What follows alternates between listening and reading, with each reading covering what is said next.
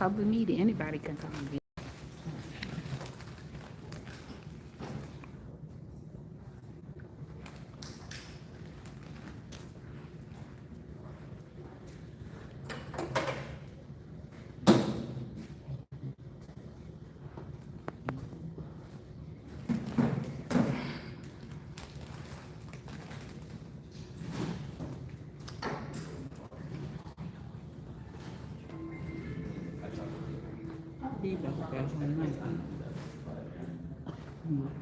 It's been a busy couple weeks.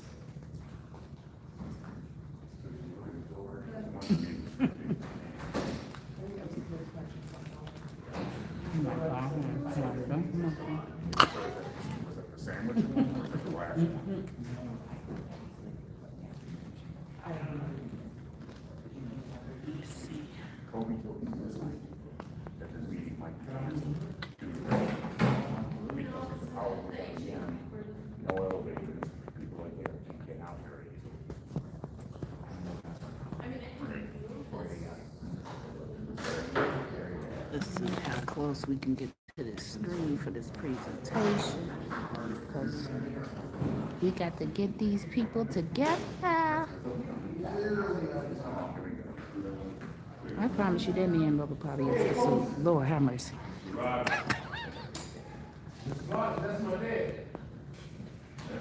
Hey Jim C, how you doing? Hey everybody, we are here for the Harvey solar panel presentation.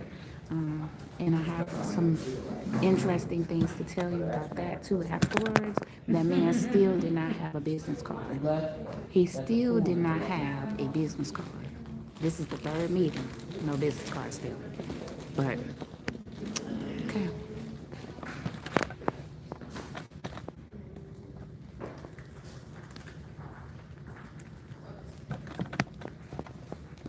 We still gotta be all the way back here. This is crazy. Okay. Let's see if I can zoom in some more.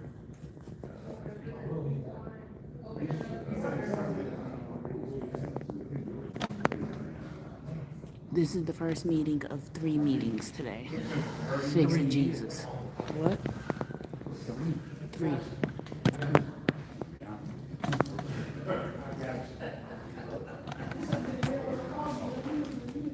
Don't nobody want to come and listen to these lies today.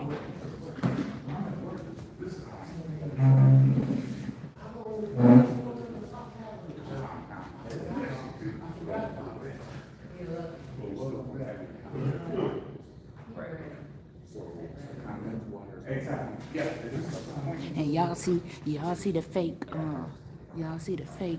Marvin Sapp. He just want to be in that mayor seat so bad. Look at the fake Marvin Sapp right there. He want to be in that seat so bad.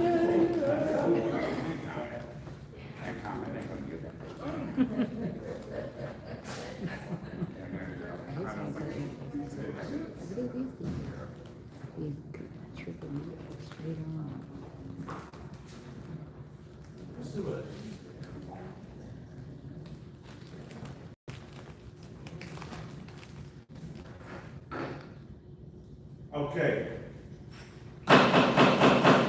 Now 5:06. Call this meeting to order of the legislative committee. Date is Monday, April 27th, and the time is 5:06. All members can count. You myself as chair, Alderman Randall and Co-chair, Alderman Smith. start with invocation to pledge allegiance. God, we thank you this moment of time. We gather, Lord, in your name, for your mercy's sake, Lord. We ask you to continue to lead us and guide us in all ways of the truth. In your mighty name we pray. Amen. Yeah. Pledge allegiance to the flag of the United States of America, and to the republic for which it stands, one nation, under God, indivisible, with liberty and justice for all.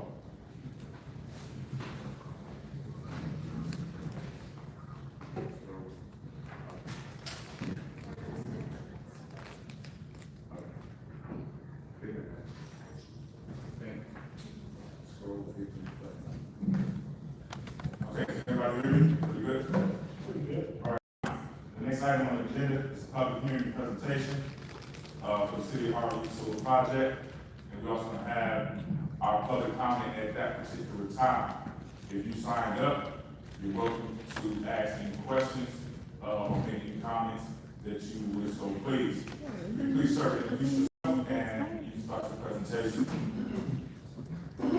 Everyone hear me okay? My name is Marcus Attila with Evolve Living. And thank you for having me to the council. I'm here to present the Harvey First Solar Community Project. Can you hold for 1 second? I want to make this very clear, that the council is considering this project up to the feasibility phase. I'm going to ask him to talk to you about feasibility, okay? So you have better clarity. Secondly, sir, do you understand that everything that you say today is officially on the record and will be available to the public via the FOIA process? Understood. You may continue. So we got a FOIA for this. So this is a brief overview of the feasibility phases of the project. As already said, this is just the beginning stages to see if this project is even possible. So I'm going to walk through these slides to give a quick overview. Can you go to the next slide?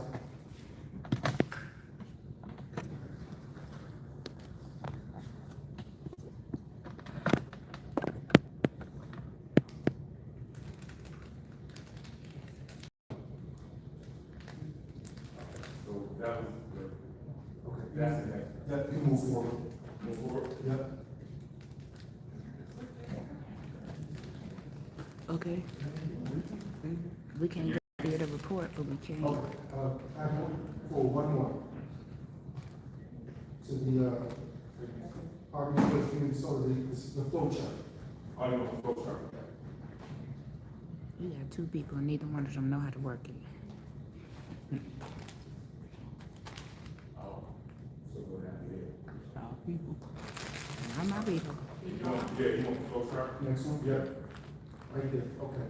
And so this chart lays out the responsibilities and the basic overall project. Hold on 1 second. You asked if I can enhance, I cannot. What I will do, it's not a great protocol. If you want to sit right there at this table, you can, so you can see even better. I don't want anybody to say they see what was going on. Okay, can we move up to then? 'Cause the other- Yes, come Can't- on, come on. Let's get out of the way. Everybody just move on up, come on. Come on. Have a seat. All right, if you get a seat, I will accommodate. Come on up. Not right there, in these chairs. No, that's fine, it's fine, it's fine. I mean, she's fine. I told you to come all the way up, but if I need to see, just come on. I don't want nobody to say you couldn't see. Thank you, sir. Please continue. Okay, so as this graphic shows, there's 3 parties involved in this project. To the left in the blue is the city of Harvey. And the roles of the city of Harvey is to provide the land. There's no financial obligation to the city. The city won't pay anything. The city will collect revenue if the project is successful from the Conway Red Cables, as well as lease payments for the land. And so those are the roles and responsibilities of the city of Harvey. The land we're speaking about is undeveloped land that is currently uncontaminated and just sitting idle, overgrown. And so the solar project would be one of the best uses for this land. And so this is what we are studying to see if it's possible. Okay, so the next role is Evolve Living, which is the company that I represent. So Evolve Living is first of all responsible for doing a feasibility study. Okay, the feasibility study will tell us if the project is feasible and what size project is feasible and what the economics of the project will be. Once we are able to conduct those studies, and I'll lay those studies out a little bit more detail as we go forward, then we'll be able to give more information to the city council and to the community. Okay, if this is a successful project that's deemed in the best interest of the community and the city, then we can move forward with the project development, the project construction, and the project operation. This is a multi-year project. It is a long-term project, not something that's going to happen overnight. Okay, so we are at the very beginning stages, and the benefit that goes to the community. You can see, typically with community solar projects, Residents will receive 20 to 50% savings on their electrical bills. That is available to subscribers, whether they are residents, community, community organizations, or local businesses. How much does it cost people to subscribe? So all the details for community solar projects are available on the ComEd website. It would be an injustice for me to try to describe the whole essence of the program and the project, but in a nutshell, the cost is nothing. This is a ComEd program that is being made available to those who are interested in solar and want to save on their light bills, but can't necessarily get solar on their residences or businesses. Okay? Can we move to the next one?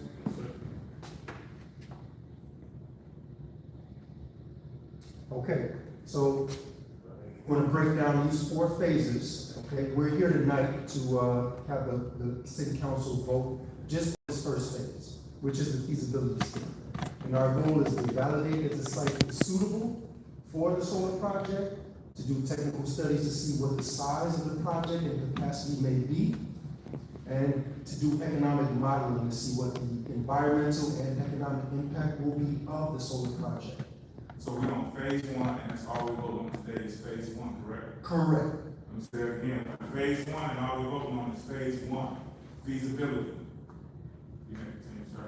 Okay, and if we get a successful phase 1 study, we come back before the city council, make a presentation of our findings, and then we move forward with phase 2, if the city council approves, if the community approves. And from that point, it is deemed a successful community study and community approves and the city council approves, then we can move into the actual development and construction of the project. And if it's a successful project, it will launch, go into service, produce energy, and that benefit of solar renewable energy will go to the community and the city. All right, but that is a 4-step process. Yes, sir. The aspect of the study of the feasibility aspect of this, how long was start to finish on that? Okay, we can go to the next slide. Great question. Kind of touch on that. Ready, put the mouse keep going out.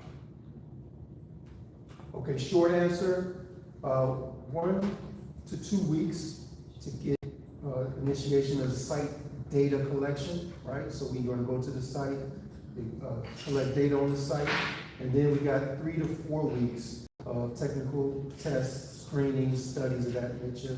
So all in all, once we get that data, we submit plans to ComEd for what we think is feasible, and then ComEd will come back and say, yay or nay, you can interconnect. This is how much you can interconnect. The size of the project can be a maximum of this size, and this is how much it will cost to, let's say, upgrade our lines to have capacity to accommodate this electricity on our grid, in our substation, if it's possible. And so that process, if we were to vote yes tonight and begin that first phase, I would say the first phase, we're looking at about 30 days, right? 30 This days. is slide you want, right? Yes, this is solid one. Okay, so overall, the feasibility study, 60 to 90 days before we get a solid answer and the community and the city council make a solid decision. Where we can go over the economics of the project, we go over the production of the project, the savings of the community. Okay? Any questions? Is that, you want me to move on, or you ready for questions? We can move on to one more slide. Okay, and again, the reason why this is such prospectively good project for Harvey is because we're basically taking land that is underutilized, that is currently laying fallow, not any type of economics going on in the area, and through a grant made possible through the Illinois Department of Commerce and Economic Opportunity, Illinois Solar for All program, and the ComEd Renewable Energy Adjustable Block Program. These. One second, for y'all who can't see, this is Turlington and 149, Loomis and 150th Street connect, okay? If you know the area, we're talking about the side street on 150th that kind of bees off. next to Thornton, like you're going down from Thornton High School, before you get over the tracks, you would then take that side road and go down. There's literally nothing over there. Talking about where the old amusement park and stuff. I'm not that old, I don't know about amusement parks. Yeah. Okay. Leave that all, you know. Yeah, I know that. That's But what I'm saying to you is, this particular land, the reason why, it was chosen is because the only thing we could possibly do with this is add more homes. There is really nothing else that we can do right there. There'll never be a viable business there, none of that. If you really know the, too close to the railroad. yeah, if you know the location, there's nothing that can really be used there. Go ahead. And Alderman, that soil has come back early stages contamination. Oh, yeah. So even residential, properties, probably, it would be a lot of costly remediation to get that, cleaned up. Okay. So That's another one- reason why solar Solar is. get everybody kind of acclimated to what we're talking about here. Sure. So, okay, one more slide, just to give everybody a visual of what a megawatt scale, solar farm looks like. Okay, skip the slide, one more. You do that. Okay, there we go. So this is a picture of what, a solar project looks like. You have solar panels, you have inverters, and those solar panels are collecting energy from the sun and turning it into usable AC electricity through the inverters. That energy gets fed back to the ComEd grid, and ComEd meters it and gives a credit basically for that electricity that is produced. And it's those credits that we bring the value to the city of Harvey and to the community. Okay, and so that's basically it in a nutshell. Marcus, is this the picture you speaking of? Yes, that was a picture. Yeah, so that's just showing some of the equipment that you see on solar sites. Right? And so all of that would be fenced in and securely, protected and monitored over the life of the project. And if the project is successful, involved living would manage the project, make sure all the maintenance is done. Again, at no cost to the city, and no cost to the residents, but a benefit to the residents. So if there's any questions at this Let point. me take it at this point. I want to kind of recap a lot that was said and make sure that we have a clear understanding of what's happening here. Okay? Number one, we're talking about the feasibility study. Okay?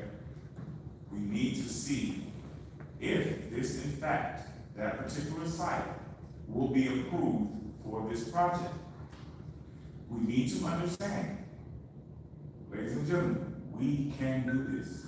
I don't like the impression that I've been hearing, like it's so difficult to get things done in Harvey.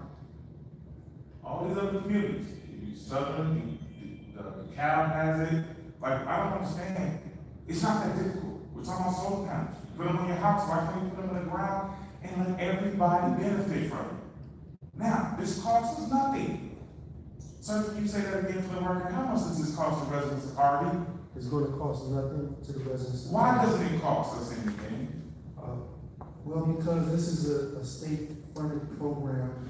This pre-development portion is made possible through a grant by DCO. Currently, if you develop a solar project, it costs millions of dollars sometimes just in the pre-development stages to see if it's a viable project.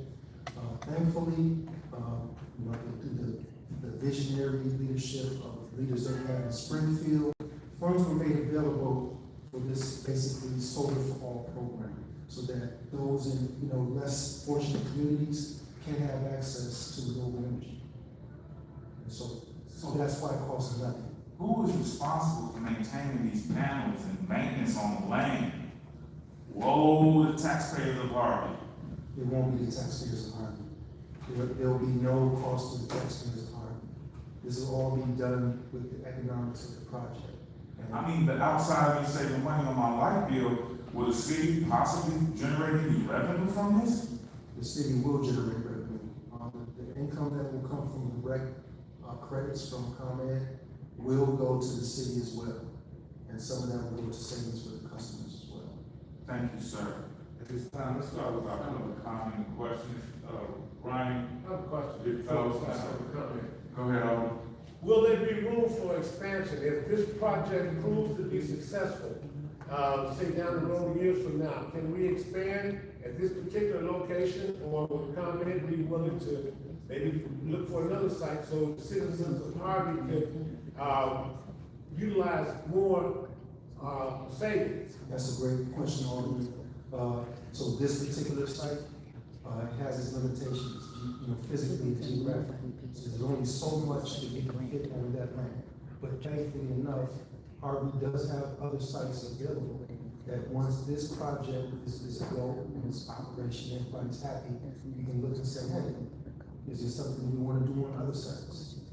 We'll definitely work together with the city to explore other grants that are available when things happen in the future. Thank you for the answer. Yes, that's all I have. Just,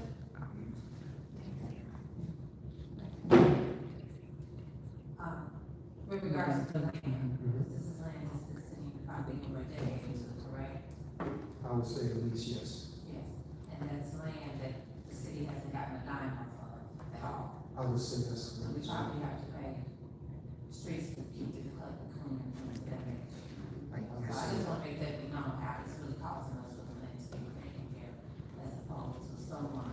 It's my understanding, you guys will be leasing the land, paying the Yes, we- city for that as well, correct? Correct. The project will be leasing the land from the city of Harvey for the term of the project. So which means the city will retain ownership of the property, right? So it's really a no-brainer. Absolutely, it's a win-win, thank you. All right. Each individual that signed up will get 3 minutes. In that time, you can make your comments or ask your questions at that particular time within the 3 minutes. I'm gonna ask the Alderman to let me keep the clock. Let's start with Ryan. Skalinsky. I hope I'm pronouncing that Sinwelski. right. Sinwelski. Yeah, I just was wondering, I just had a few questions. So I know you said, the grant, DCEO grant should pay for the feasibility study. The other thing though, I saw in the ordinance, it said and development activities. Do you know what all that entails? What ordinance? Because there is no ordinance. I'm sorry, the resolution for later tonight? That the city council is gonna vote? Yeah, it said feasibility and development activities. I was just wondering what that Oh, means. no problem. So an example of a development activity would be engineering. So let's say we measure the site size. We would do several studies to see if it's in a floodplain, but then also technical studies. Those would be some of the developmental things like engineering, how many panels can fit on the site, and things of that nature. So that's Okay. the actual development. And then do you know how much is the, for that first feasibility and development activities, how much is that grant for? How much is The amount of the grant, do you have an idea of just how much that would cost? So here's the thing, everything is kind of subjective, right? So the costs that are going to be associated are going to be dependent on what's found in the site. So for example, Try to pick up that mic. You can take it off. I want to make sure we get every answer. Sure. so I think your question is, what is the budget for the feasibility study? Right, like how much would it cost? Yeah, because I know it's gonna come from the grant, I was just wondering how much. So it's too early to tell right now. Okay. Part of the cost of the feasibility study is the application process with ComEd. And so if you go on the ComEd website and look up interconnection costs, there are costs associated with that. And everything's basically like public information, but it's hard to tell until we get on the site. We size the system to see how many modules we can fit on the site, how many inverters we need, and then we can come up with a cost for engineering, cost for those other, studies and things of that nature. Okay, and then how long would the company lease the land from the city? How long would the lease be? Again, because it's so early, right? It's because it's so early. It's hard to say, but typically with these projects, it's 15 to 20 years. Okay. Just so you know, Ryan, that's part of that next phase where council we'll have to determine, on how long we want to lease the land for. So he's kind of right, and I couldn't tell you that until, I guess we all got together and actually had a discussion on how long we want to allow this project to exist. Typically, in my mind state, I like to start shorter, and if it's going well, then we can talk about going long. But that's something that council will eventually decide, the length, the time that's in the actual, if he gets through all the phases with this, the actual contract will come back to city council, and then you'll see those years that are in there, and what we kind of are willing to agree on. And then related to that, what would happen when the lease is up? What happens to the land and the panels and everything? The land stays in possession of the city of Harvey. Depending on the state of the project can either be upgraded. If we kind of like try to project what will be happening in 20 years from now, it's kind of hard to say. If the project is still in good functionality, it's something that the city may want to continue to allow to produce electricity. Maybe by that time it'll need some upgrades and we'll have to reevaluate and re-engineer. Maybe there's better technology that will allow for more production. So, you know. But if this, like, let's say if the city, wanted to do something else, you guys would remove the panels? So in the project budget is decommissioning, right? So Okay. at the end of the project, there is a decommissioning process. All that's regulated by the state. Okay, thank you. Thank you, Ryan, I appreciate your questions. Michael Crown, I'll give you this. Crown. And I drive for my job, and I go to many of cities, and I see tons of solar farms, and they're closer to expressways and main streets than trying to kind of tuck it away into the area that it's tucked into. Why are we not looking closer to expressways for more room for expansion, even though there's more room to be torn down in those areas? Why are we not looking for that? And two, why is ComEd not here to try to either enhance your program or deny any of these goings on? Okay, so the first part of the question is actually a very good question. It's talking about site location. So the reason why you see a lot of solar farms in rural areas is because they have the available land. And quite frankly, in a city setting, it's difficult to find enough land large enough to place a project. Not only that, there are better uses for city land, So we actually did survey the city of Harvey and surrounding suburbs to find, plots that we thought would be viable. And so there was not a lot of land available of size that we could even try to fit a project on. And if there was, then maybe it's not accessible to the ComEd transmission lines, or maybe it's in the floodplain. And so very like needle in a haystack type of thing, in a residential city setting. Second part of your question, ComEd has a regulatory body, and they basically take you phase by phase. So first phase, application for interconnection. If you don't make it past the application for interconnection, you don't have a project. That's basically ComEd saying like, okay, we have enough capacity on our lines, you have a decent project, it looks safe, let's go to the next phase. Let's do an interconnection study and see how much it's going to cost you for you to upgrade our system to do this project so that we can handle that capacity. Maybe $500,000, maybe $2 million. And if that comes back, throw the project budget off to say, well, it's not viable for us to make $2 million worth of upgrades on ComEd's infrastructure, then, that's where the feasibility study stops.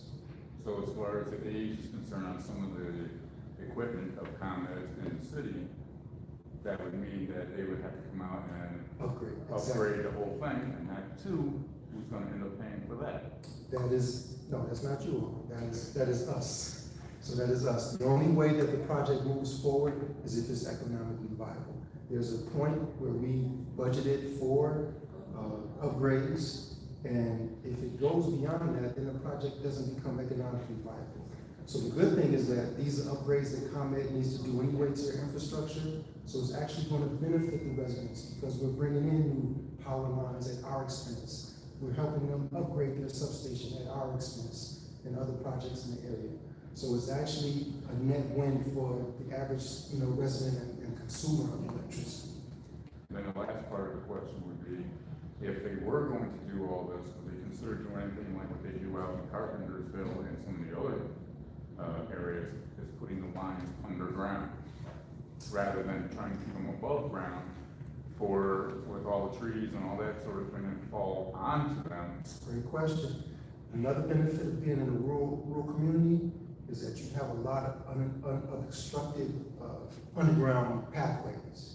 In a city like Harvey, that's hundreds of years old, hundreds of years of industry, it's like not only cost prohibitive, but sometimes not even feasible for them to take transmission lines underground. And so, but they're the experts. By all means, underground is cheaper and they prefer that, so if it's possible, they will go that route. Thank you, sir. That's your time. Let me say this again, and for the record, which everything that I say and what is being said today will be made available to the public now and forever. Sir, what does this project cost the residents of Harvey? Again, this project will cost the residents of Harvey nothing out of pocket. We are not asking the citizens to contribute anything. We're not asking for tax money. In fact, as a citizen, I would be kind of happy because ComEd, the bill that you pay, there's a portion of that goes towards renewable energy. And so this is actually, you've seen some of your quote unquote tax dollars, if you will, come back and work for you. I need to really say that because I don't understand why we seem to have people who don't believe that. Do you understand that not only as a sponsor of this project, I want to make it very clear, if what's being said today doesn't turn out to be true, not only will that contract be terminated, but I will make sure that the city of Harvey sues in regards to this project. You understand that? I want y'all to understand this because it seems like we still don't have people who believe that. This project will cost nothing. Why? Because most of the cities that you see on that is already done. I'll talk to their representatives. Okay, it's called research. We gotta stop making it difficult for people to come here and do business here. Some things are just basic common sense. Nobody's trying to rob, nobody's trying to steal. Okay? This is a great project for the city of Harvey. And every other community around us is taking advantage of it, except us. And if I may, just one more, this is actually, I'm familiar with what goes on in politics. And this is actually, in my opinion, an example of good governance. This is, something that's good for our environment. It's something that, is coming from grant funds. And it's not costing the city, it's not costing taxpayers, but there is an upside for the city and for the residents. And so for me personally, I applaud those in Springfield who will pass this legislation and allow these types of programs to actually meet where the rubber meets the road. This is it. Like, this is money that is coming back to the people to do projects that are going to benefit the people. We're taking land that is not being utilized and doing something good and positive with it that's going to benefit the community, if it's possible. And so to me, that is an example of good governance. That's something that we should be encouraging. And if any point goes wrong, trust me, this is all transparent, this is all public, and if anything goes wrong in this process, trust me, there's accountability to be had at every level, So, there's no more questions. Well, we got one more person, Melissa C. from Safe Place USA. Yep. My name is Melissa, and I am a resident of Harvey. And I'm going to begin by saying that I'm excited to see Harvey moving forward. I believe our city deserves progress, investment, and innovation, and serious opportunities that can benefit residents. But I also want to be clear that progress should never come at the cost of our posterity. I have heard it repeated that this project will not cost residents anything, but I think we have to be very careful with that kind of statement. No cost up front does not always mean that there's no cost to the community. Cost is not always immediate, and it is not always financial. Costs can come through land use, environmental impact, health concerns, loss of control, long-term liability, and decisions that cannot easily be undone once they are approved. So, communities like Harvey have historically been placed in positions where projects are brought in with promises of development, but without full transparency, without meaningful education, and without real accountability. And that is why we can't, this can't be treated as just a simple presentation. This has to be treated also as an environmental justice issue. Before any decision is made, I want to know whether anyone representing the city of Harvey or your company has recently received independent education or training on solar energy, including the environmental, health, land use, and long-term impacts on communities located near these types of projects.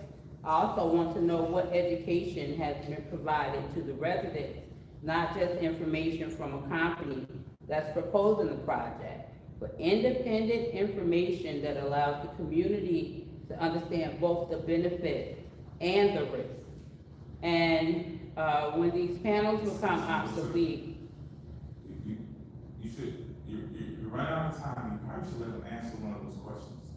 he could have jumped in at any time. Well, he don't. But that's my main concern, Okay. is environmental justice part of it, the impact that it's gonna have long term. Okay, and that's a fair concern to have. And I understand the history of Harvey and some of the things that have happened in the past. Thankfully, there's a lot of information available online. So the fact that we proposed this project, it now gives everybody the emphasis to now go do a little bit more research, okay? Everything is available for you to research online. Everything about the solar modules, how they're manufactured, the environmental effect they have, everything about communities and the benefit of community solar. One important part of what we are proposing is something that we hope will be beneficial to the community. And I'll let the alderman talk to that, speak to that when it's appropriate. But just do understand that this, I currently, I have property in Harvey. I live in the city of Chicago. I've been in the solar industry for 20 years. I've lived in Africa. I've donated money to organizations. I've done missionary work. So for me, environmental justice has been something that's been at the forefront of my consciousness, for the most of my adult life. So for me, this is actually a chance to do something good for the community and something that I'm passionate about. And so I wouldn't be involved in anything that's going to be detrimental environmentally or to the people of the community, me personally. Thank you, sir. I'm gonna say this, and I went back to this particular part of the screen.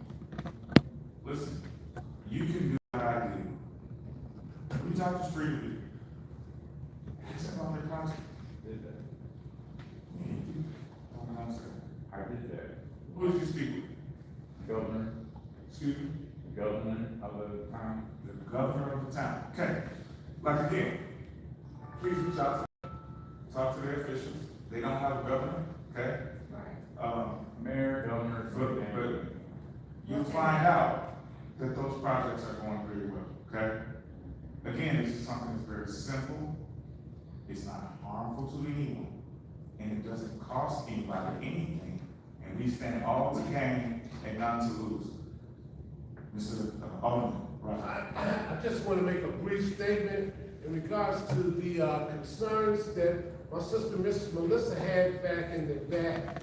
And I thought they were extremely legitimate when she asked it, has anybody from the city of Harvey had any kind of educational background with solar? I wouldn't say I went to school, but I am extremely familiar because I had solar panels put on my house. And one of the things that I asked when the salesman was there was, will these sun rays, would they be detrimental to the to a human body? You know, because you remember there was a time prior to cell phones when everybody thought they were harmless. But now you can hold a cell phone to your ear too long and it causes radiation. So that's why a lot of people using the earplugs.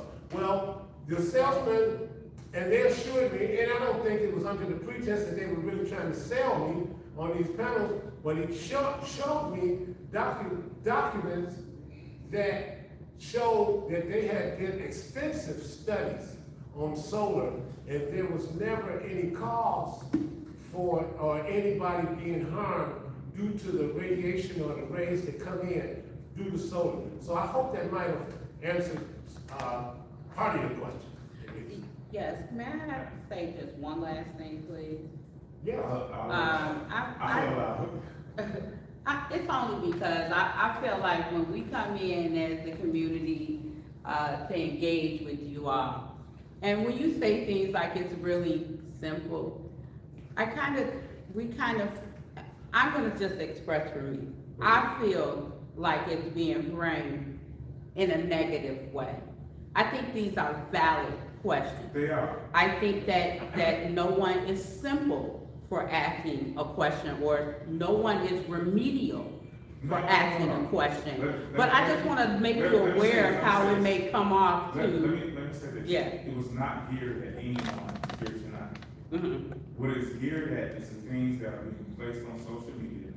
What it's geared at is this uprising of emails that really, I couldn't explain it to you in the sense that they literally were, the information that was going out online was not even based on facts. Saying that it's gonna cost us millions. And once again, they're taking money from the taxpayers. When you all do things like that, I want you to understand something. Your name is so important, right? You spent your life making Melissa Crowley, is it, or something? Yeah. You made that name, right? Absolutely. So when we on this side of the table are going out and trying to do what residents ask us to do, like, hey, we need a grocery store. Hey, we need these things. You know what they're saying? Walmart don't want their name dragged in the mud on social media. They spent their life building that brand.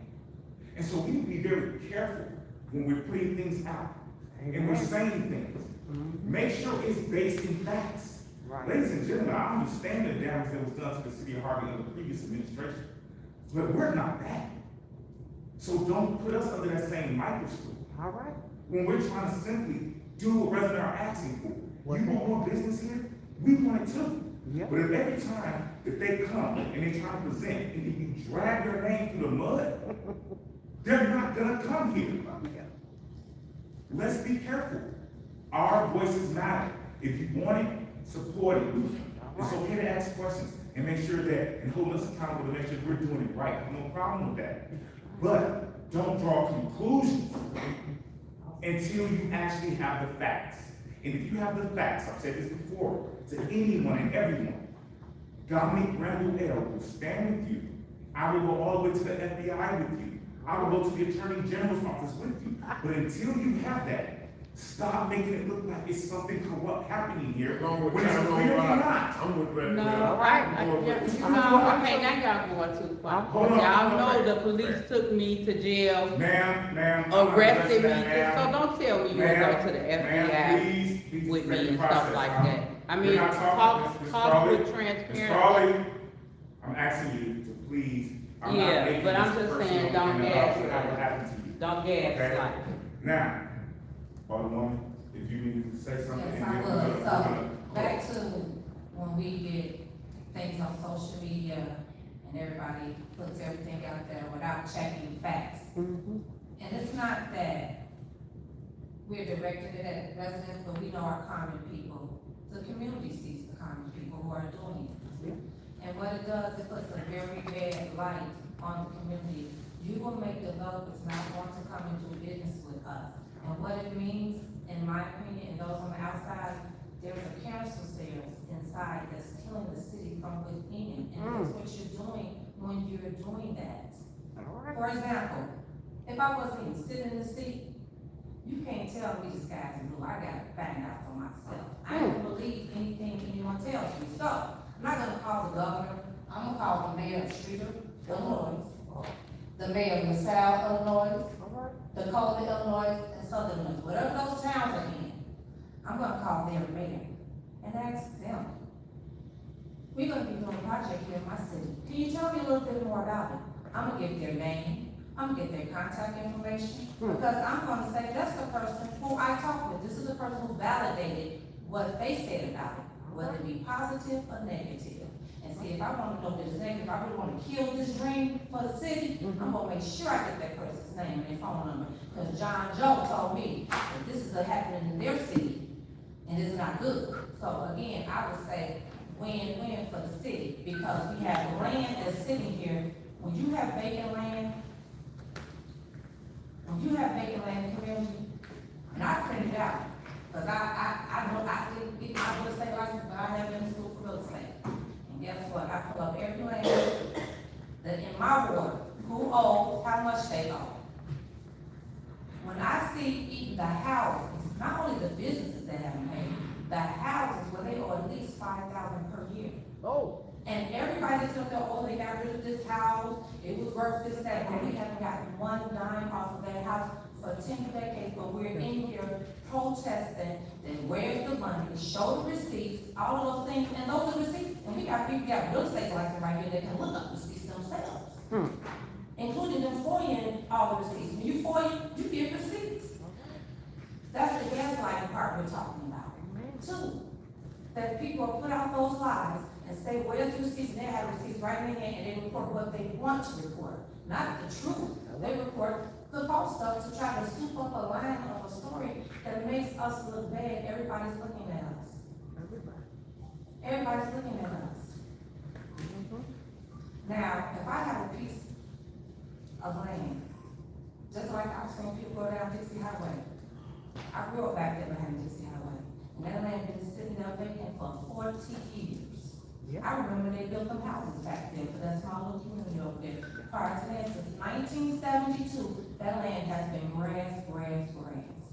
So, if somebody wants to buy it and develop it to bring us some money, so I can fix streets and potholes and things like that, why not? All right. Nobody else can even did it in 30 years. Moving forward, I just want you guys to know, I don't know this has nothing to do with economic legislation right now. But every month, it'll be posted, it'll be mailed out. Every month, the third week of every month, there will be meetings in here, so I can work on educating our community on how government works.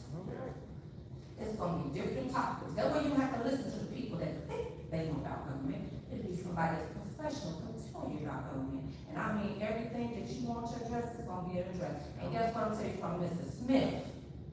If I can't tell you and get the answer for you, guess what? I'm gonna put it on paper and write it for you, so I'm gonna show you proof, because I believe in proof and documentation. I ain't gonna throw no out the wall and see which one stick. I'm gonna give you proof and evidence of what it is. Because you know what? It's time to stop it. All right. Our city is in a real detriment right now. If we are not careful, and somebody gets this seat that don't care about the city, who have used all kind of lies and false accusations to get it, is not someone with character. And it's someone that we do not need. I'm sorry. I live here. And we have seniors here. Well, I tell you all, they afraid. I know y'all afraid. I'm tired of y'all. I'm sure. They do not know what is going to become of their city. And you guys sit here and you do all that, because guess what? You're going to get this age one day. And going to try to figure out how you're going to survive in the city. So if you don't put what's best for your city first right now, Right. you're going to be in trouble later. Amen. This is not gonna cost us one dime. And I say it's a win-win, somebody gonna shoot me down, not me win. If I got some blank property, and I'm paying streets to cut every week, getting phone calls, this ain't cut over here, I need you cut over here. Why this ain't, when they gonna come and cut this? We're complaining things about that. But here I got somebody who done said this, they gonna maintain it. They gonna give me some money to put their stuff on me. And just like I'm renting an apartment, when you don't wanna rent my apartment no more, you gonna leave, and then I ain't renting to you no more. Right. That's how they go. That's a win-win. Understand the situation before you blurt out something that makes no sense. Because all it do, it shows the people, it shows a lot of people what we're dealing with. And all it does is make room for people to take more advantage of us than they're trying to do. So we're here, been elected officials, we're trying to, also have degrees up in here. We have degrees, we know what's what. We're not gonna let nobody roll us. Not gonna do it. You don't sit in here and tell me things. I've been around too long. You can't tell me anything I don't believe. I'm gonna go find out for myself. That's something I'm not gonna do. And we done had enough bad for 3 years. It's been bad reputations on Harvey. Starting with us boarding up people in the building. Boarding up people in the building. Not one city official there, and that went national. They hit 50 states, not just state of Illinois, it went national. And that right there alone, that's just too much. We don't need that type of publicity. And we just need to be careful and be mindful of what we do. Because this is where we live. We want better. We want you all to have better. Just like they talk about why the potholes not done. Our residents don't even know. You cannot put that stuff down now because the temperature has to be a certain temperature before you can put that down. Otherwise, it's gonna go all back up. It's gonna get wasted and that's all back up. Now, we just voted, just what is the last meeting about getting that girl, how much it cost us? So we put all that down because we wanna hurry up and do what y'all want us to do. And then it rained and slush off. Where are we gonna have the money to replace? Because we did it prematurely. Those are things we need to know. We need to know why we're doing what we're doing. So like I said, I will be having meetings and I'll have professional people in there explaining to us. Thank you. Thank you. At this time, the two of us are present, so we're just gonna do a quick consensus. Are you in favor of referring the Harvey Solar Project to the full council? So am I. There are, of course, no nays. Thank you for your support, Alderman. At this time, motion to adjourn. Second. We are adjourned. Thank you all for being here. If you have additional questions, feel free to step up. I appreciate your time. If you don't hang around for the finance meeting, that'll be coming up in about 4 minutes. About 4 minutes. 4 minutes, hang out for the finance. You can know how to spend that money.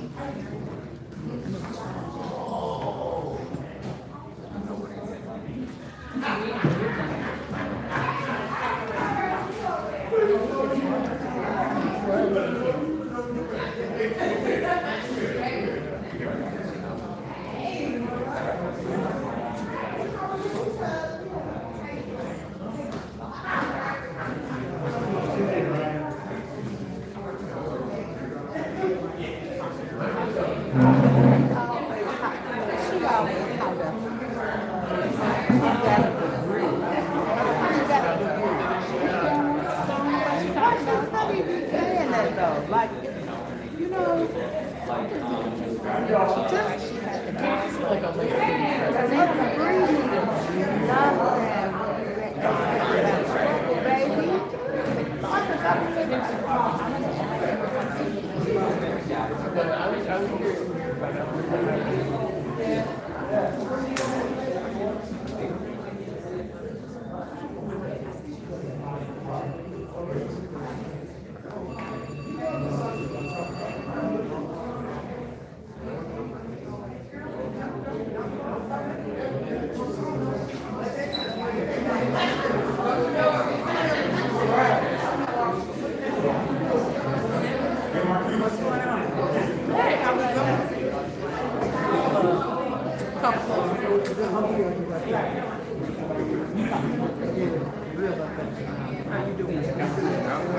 what's going on, y'all? We just got a whole picture back up.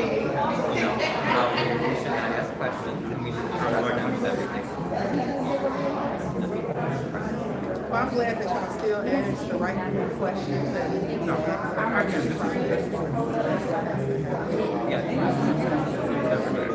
but like if we ran out, Right, so like how much money would that take? right. And the big thing is I kind of did a little research. This was going to help me. I just think it's based on because we have some great representative what I learned. lost my mom. You may come down about 2.5 days. I may be seeing a lot of things. Yeah, and that's for 238 subscribers. Like the sign right here, this is the solar panel. How much I know doesn't. Subscribers can be anybody outside of it. Right, so if you look at the family before, that's about 2,000. And then you People that are here, but if everybody can tap into it to meet the number. I've looked at it, I drive by these places, when I drive the street or another place. I agree. Y'all, this is scenario.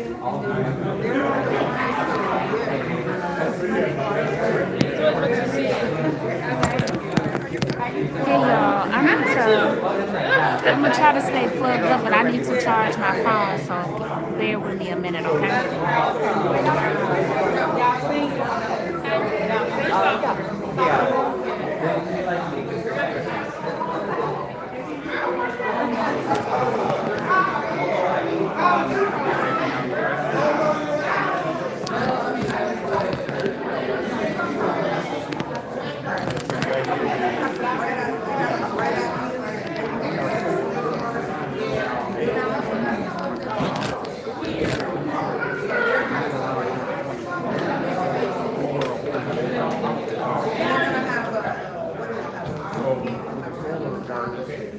How long does it take?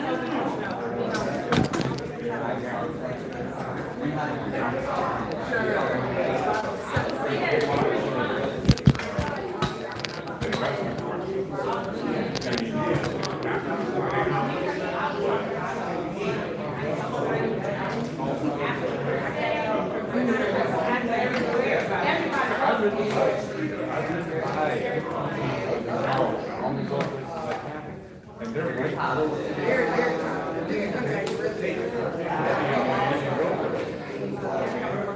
Because even if you go by learn to read, Walmart, and you see that big window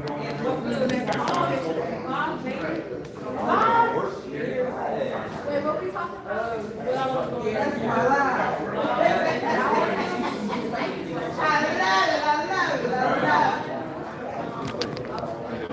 Hey, world.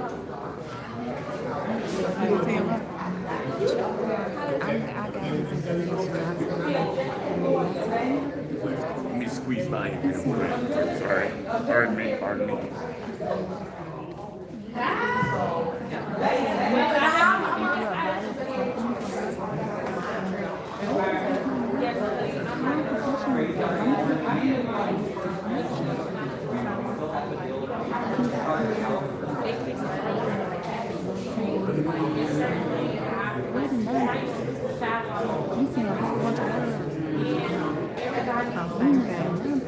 One of the things that, so I want you to know here and right now, I believe I'm in favor of the feasibility study.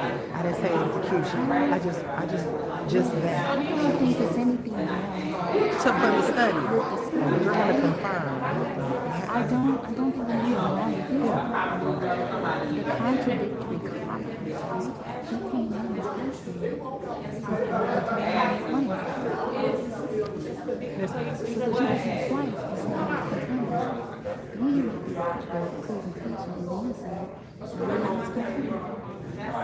So which one is that? Yeah, but that's it. It says feasibility study and improvement. So I just want to make sure that we're not executing.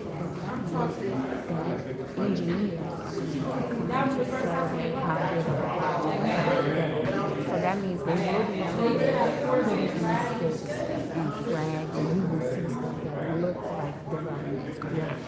So that's why I'm being attacked. And yeah, that's typically what happens, right?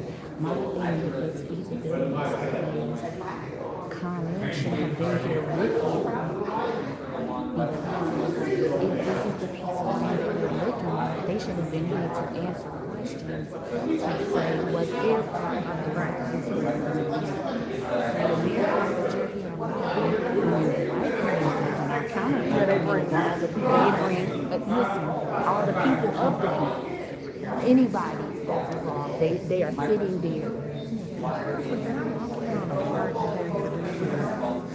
You walked in on some family, either bunker being either again, this went to people posting on social media, and I still don't understand as an elected official why that is a conversation in a meeting, because especially when you are the person posting. You're also the people are posting about this presentation, right? They're only posting about their experience. So the several times we've encountered this man, he's not even told us anything that makes any sense. I'm about to ask him a couple of questions in front of the people. Well, try as you might. You do what you do. Beautiful smile today. Keep that. You sounded see, I told you. Okay, you get this one. Now that, okay.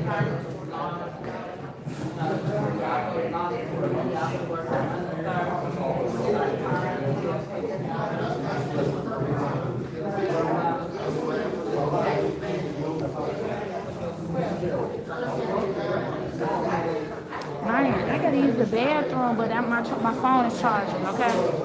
That's fine. Can you watch it? I'm gonna be right back. I gotta go to the bathroom. Yeah, I'll watch it. Yeah,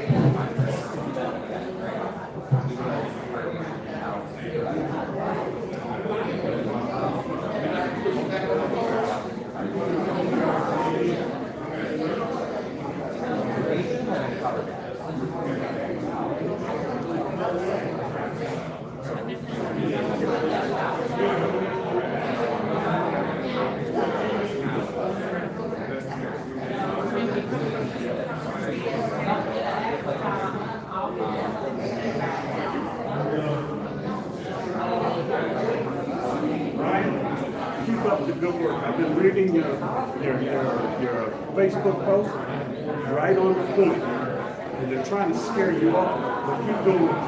You're doing a good job.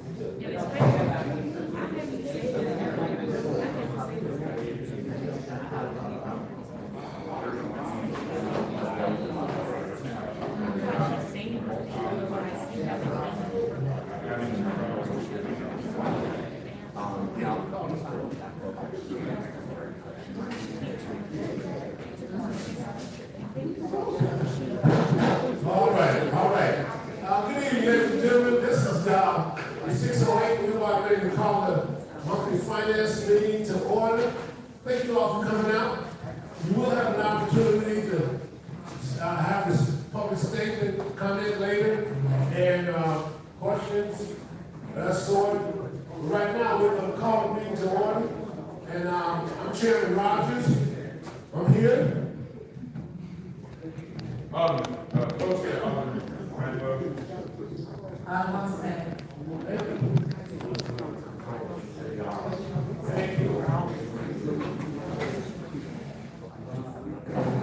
Once again, ladies and gentlemen, once again, we're having a meeting, and we'd like a little cooperation, because we need to be able to conduct the city's business. Thank you all so much.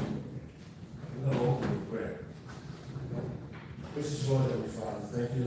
Thank you for this meeting, Lord Jesus. Thank you for the congregation. Thank you for the people that attended. Thank you for our sense of understanding. Thank you for, Lord, for giving our ears to be open, Lord Jesus, so we can hear what's being said in regards to our great city. We want to thank you, Lord, for grace and mercy. We want to thank you, Lord, for financial blessings and physical blessings. We want to thank you, Lord, for already being an abundant God and watching high and sin, Lord. And this is our prayer, and we ask it all in Jesus' name. Amen. Stand for the pledge of allegiance. I pledge allegiance to the flag of the United States of America, and to the republic for which it stands, one nation, under God, indivisible, with liberty and justice for all. All right, then, due to the fact that we had a finance meeting a couple of weeks ago for the bills list that were generated for April the 13th. And we already had that meeting, and the finance committee already ratified that we were going to go forward and to bring before the entire city council. Unfortunately, the lights went out, and we were in the dark for a little while, and so we had to cancel the meeting. So that one's already been done. The new bills list that we're generating today is for April the 27th. Okay? Just so you understand. I want everybody to understand that. Please give us a few minutes to discuss some of the outstanding characters that's on this bills list, and then we can ask necessary questions to the controller, and we should be in and out of here pretty soon.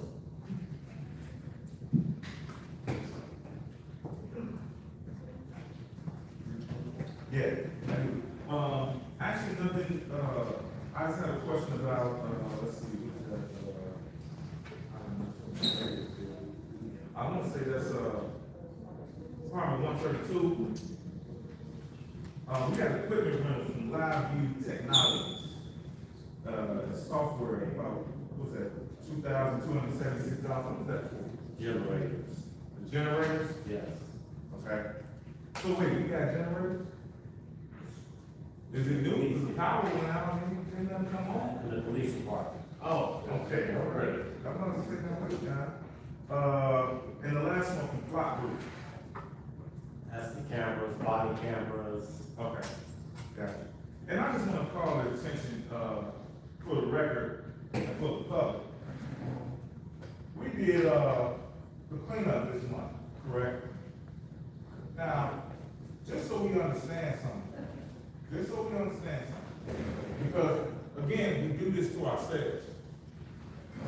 We have to Republic Services, which is people who pick up our trash, they will return in trash. Spring cleanup, $150,000, $150,000, right? That's over $400,000 picking up trash. Picking up trash. Now, if we stop doing this to ourselves, how many more abandoned properties could we knock down? How many more streets could we repave? Over $400,000. And watch this, let me tell you this. Some of those same spots when they came through on the 5th and cleaned up, 2 days later, right back out there. So this is what we gotta look at this. And without without sounding redundant, I couldn't agree with my colleague more. During the spring cleanup, when the kids were out of school, I hired a bunch of young men. It's on our Facebook page if you got it, see the photographs.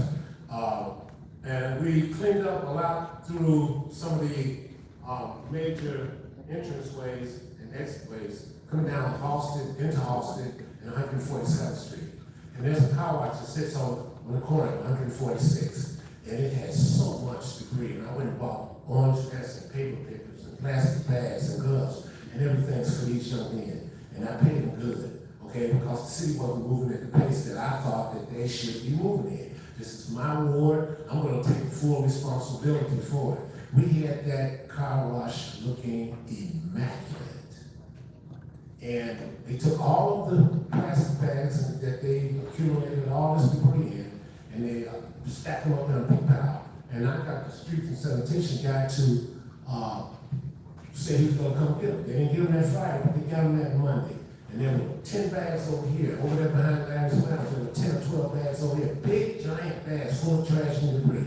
And it looks good. And the very next day, I go behind the car wash and I'm driving down the street and there's a couch and there's a mattress and here's more stuff. I said, damn, it brought tears to my eyes. You know, the very next day.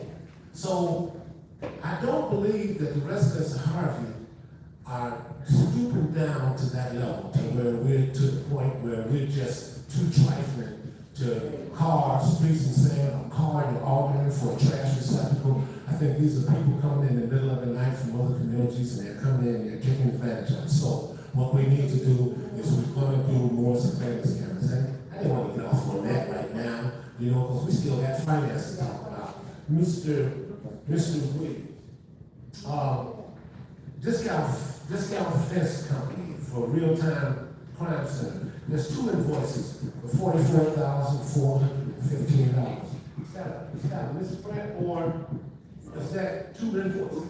That's actually one invoice, but we split it into two payments because he got half down to start the fence, the other half is upon completion. So we're putting a fence around the crime center? Yeah. Okay. But we've already had some problems with that. Okay, good. Okay. Officer, she wants to fight for some reason. She's back here making threats. You turn towards me, I'm looking this way.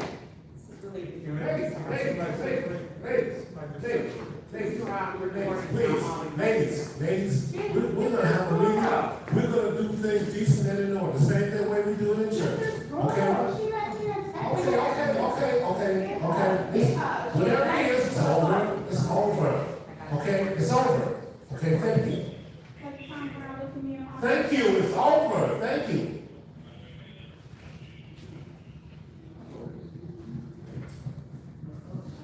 All right. Mr.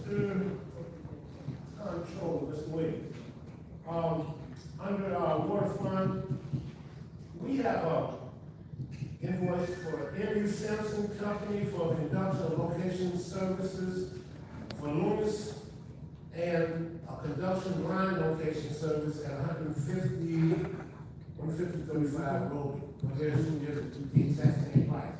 Is that the same thing? Yeah, you know, the relocation shut off, you can't just turn water off, you know exactly what it is, and they also, now we can shut off, they also do a leak detection. Okay. There's under the water department, there's a water meter replacement project, phase 1, $274,607. And there's, I guess this is a single to the arterial group in 2007. Both of those. That's a grant replacing water meters, and Anchor is actually doing the work, and Ontario is the engineers for the project. That's the grant. By the way, those are grant funds, yes. Oh, that's wonderful. That makes it even better. To get new water meters and not have to pay for them. Well, not have to pay for them out of our pocket. I was also, What this is part a of you, correction. what part the city had? Anchor heavy cylinders underwater, Yeah. that's a misclassification, that's also covered with grant funds. Fire hydrant replacement. So it wasn't water needed, it was fire hydrant. No, fire hydrants is one grant, water heater replacement. Okay, gotcha.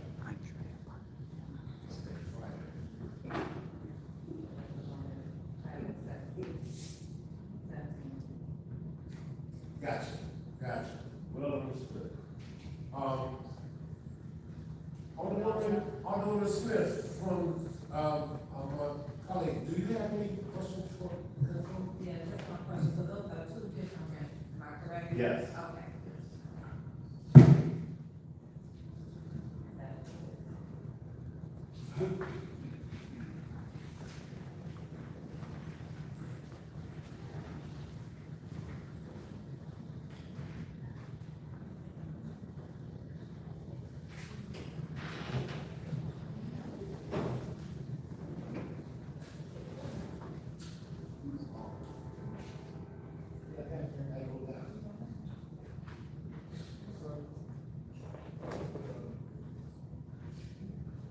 Okay.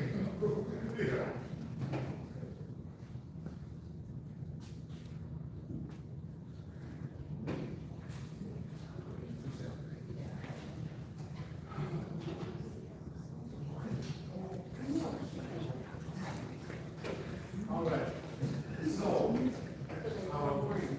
we've had an opportunity to, there's nothing on here that's actually new. I don't know what we're going to do. So that being said, Chairman makes a recommendation that we take this to full committee. All in favor, signify by saying aye. Aye. All opposed, say aye now. Okay, so we're gonna move on. At this portion of our meeting, we'd like for every individual that has a public comment to please come up. Oh, you don't even have to come up. Just stand up, state your name. We're gonna give you 3 minutes, and one of my colleagues is gonna time you, make sure you don't go over, because there's gonna be lots of people, I'm sure, that wanna say something. So please, feel free to stand and state your name, okay? My name is George Galloway. Okay, you got somebody. My name is George Galloway. I have a question for the comptroller. Do you have a contract with the city? Because you're a consultant, right? You're fired. Correct? We weren't answering the question and answer. Well, why don't you have to explain it? No, actually, public comment, sir. That's for public comment. You can make all the comments you like, but right now, and I'll be more than happy to answer your question, but this just in the form one for it right now. Thank you. Yes, ma'am. I believe that, instead of picking up garbage and picking up, the things that people discard in the city, that at least one time, if we're going this far in between, where it's just loads of trash, where it costs that much, why not invest in a long-term solution? You already have plate readers that you're clear. Why not invest in a camera system that can track people who are dumping here? I know that this question may have come up, but I've never really got a clear understanding, but that would be my comment. I think that it would be best suited if we invest in something long-term, instead of coming here with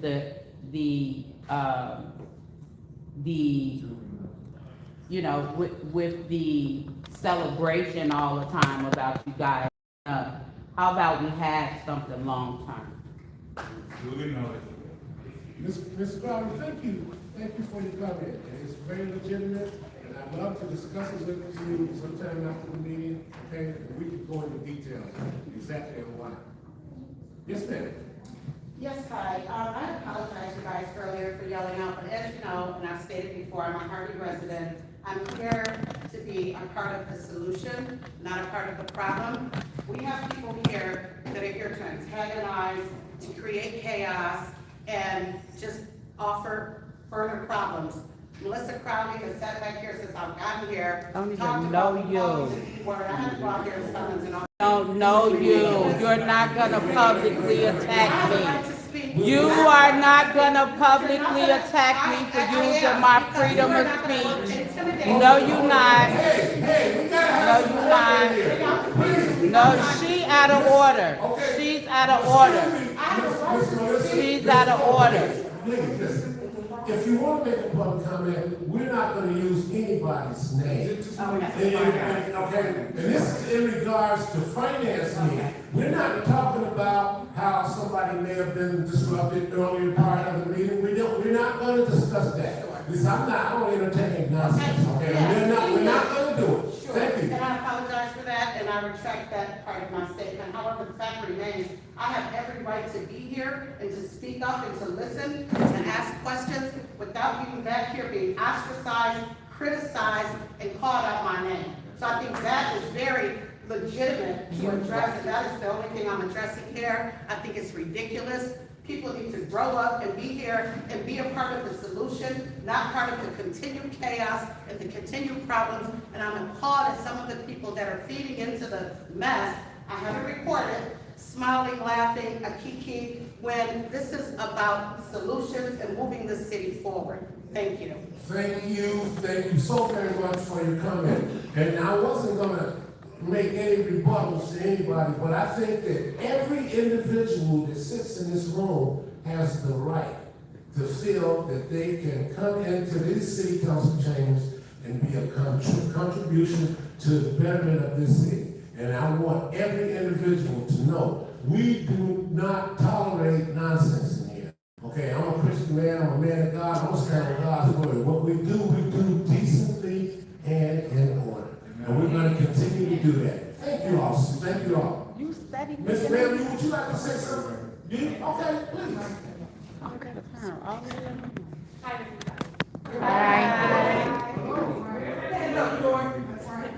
We're representing the youth, so, I came here today, I just wanted to say a side note.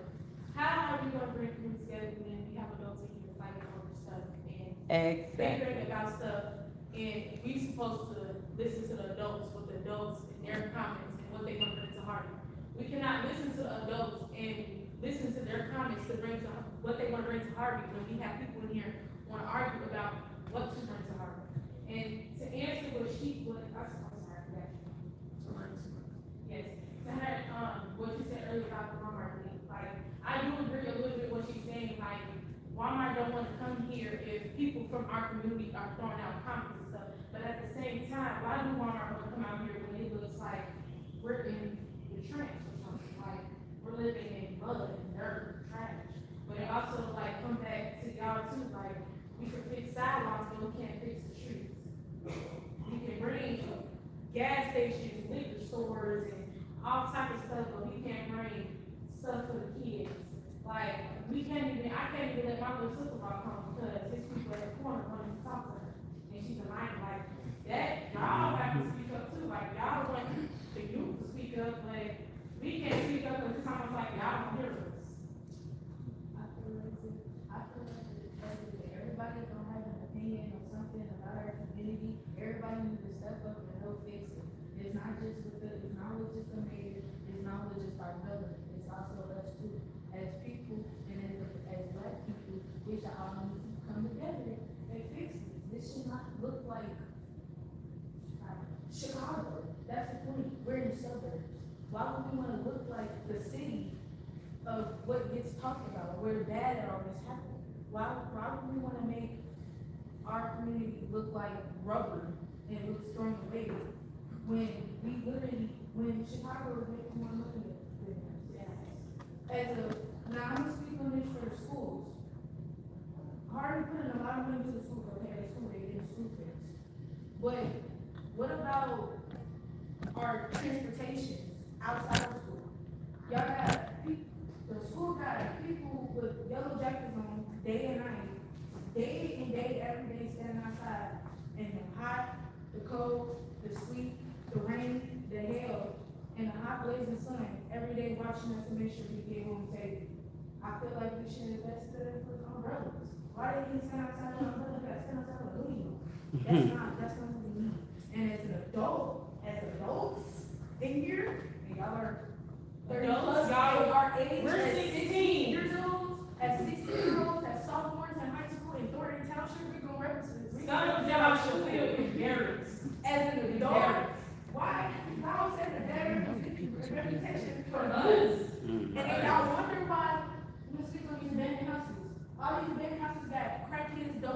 develop. Now, we've only allocated 3 minutes, but go ahead, speak on it, because y'all grandmas, y'all ain't gonna be young ladies. You already with And I know the teen rates of smoking and using drugs is because we have people out here selling them. And then speaking of that, I went in a gas station right here in Sixto to pump gas. And a dude just handed a 10-year-old a pack of woods. What's Woods? Explain that. Woods is something you smoke, and we're giving that to kids. I have a question, what was the parent of that teen? The parent was not here, but at the end of the day, y'all say, adults say it take a village, right? It take a village, right? Why at your grown age, giving a 10-year-old a pack of woods? And that's what we have a lot of the community of, and so I commend y'all that y'all, and it's good that y'all starting at this age, but I want you all to take civics in school, not just social studies to learn about your constitution, civics, to learn how government works. So when you talk about the abandoned houses, if you have businesses who have, well, let's start with the street. If you have businesses that have not paid in 10 years, their property taxes, which is used to do law enforcement, streets, sidewalks, that does all of that. And if we're not getting all of that, then we're not getting it. No, so, just something. And then you talking about that, but y'all spending money on popcorns. They run around this shining like diamonds. No, I saw that. Not even that, we're so faint, you can't even tell if it's a cop car. But you talking about, Y'all spending money in all right.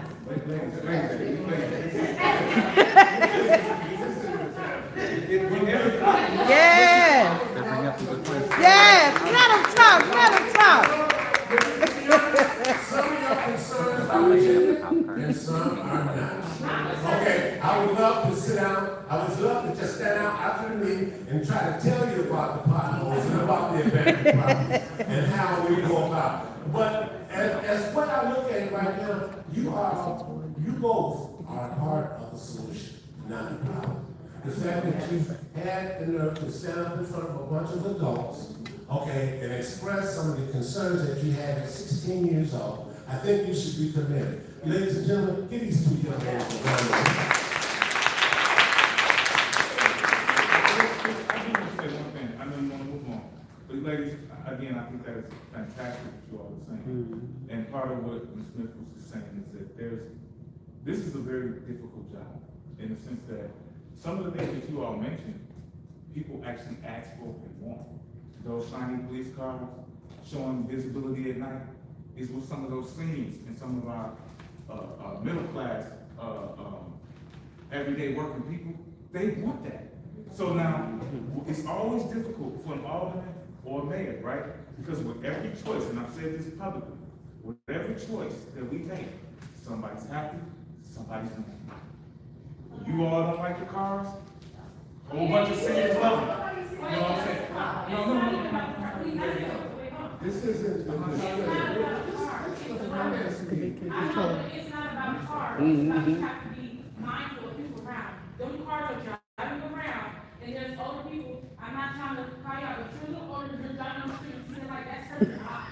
Like it should not. Cut the lights off. But no.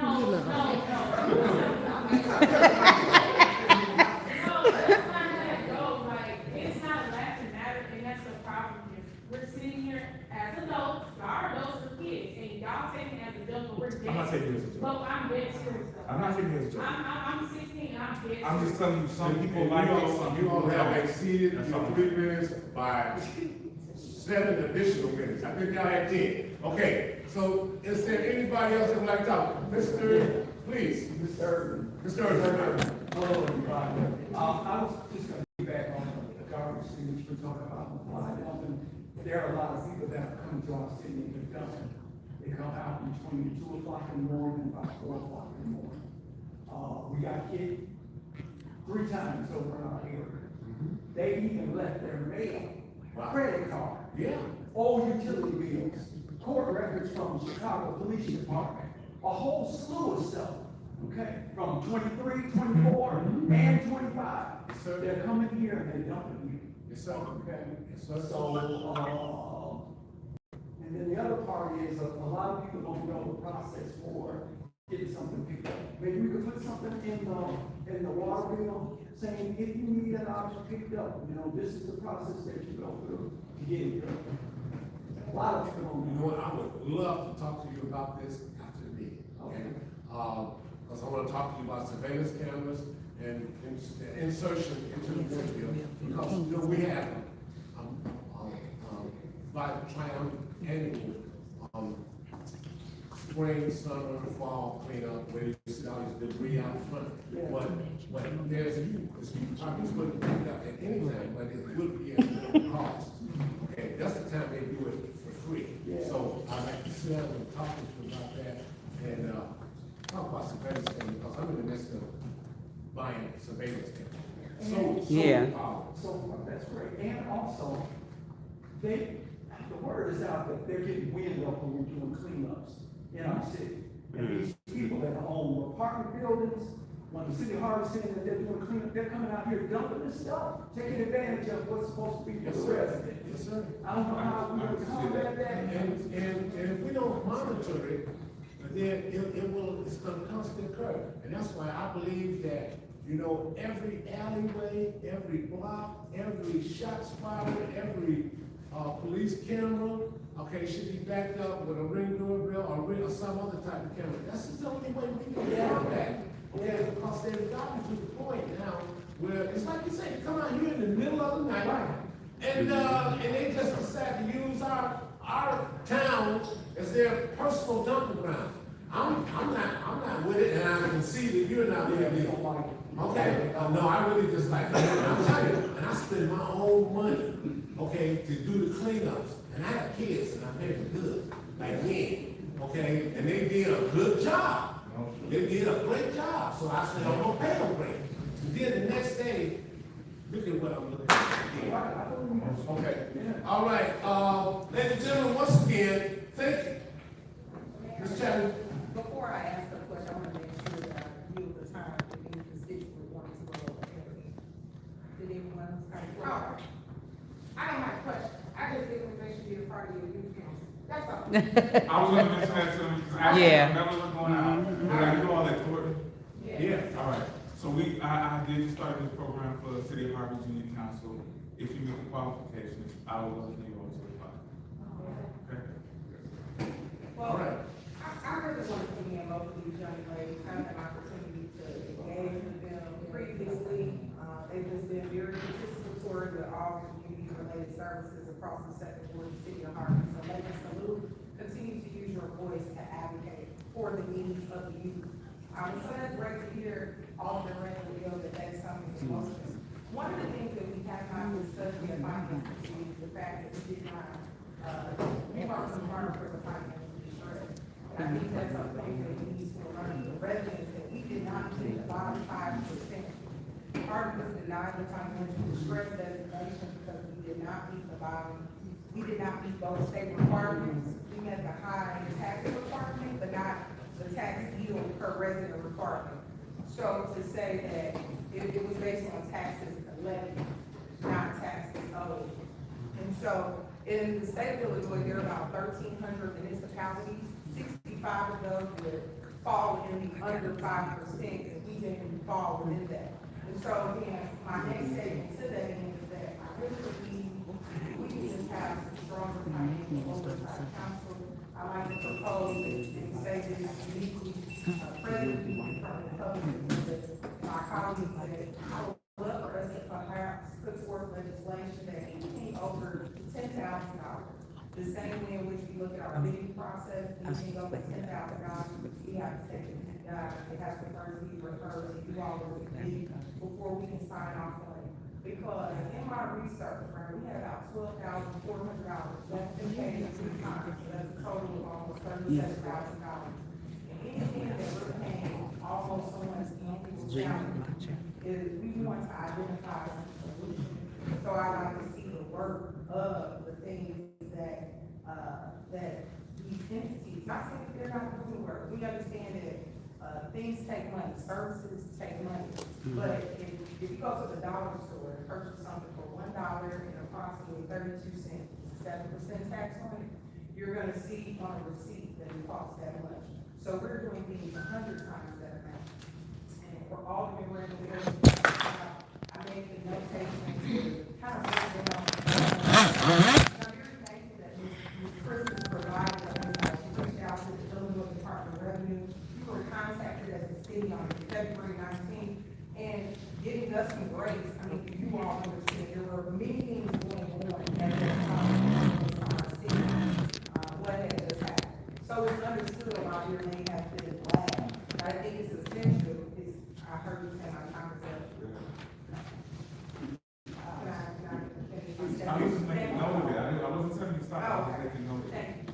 I just wanted to make a notation of that, and also, while you had stepped out, similar to our bidding process, I'm just thinking that this will be a good resolution that we could support, is to anything that's over $9,999.99, then we have an official vetting process on.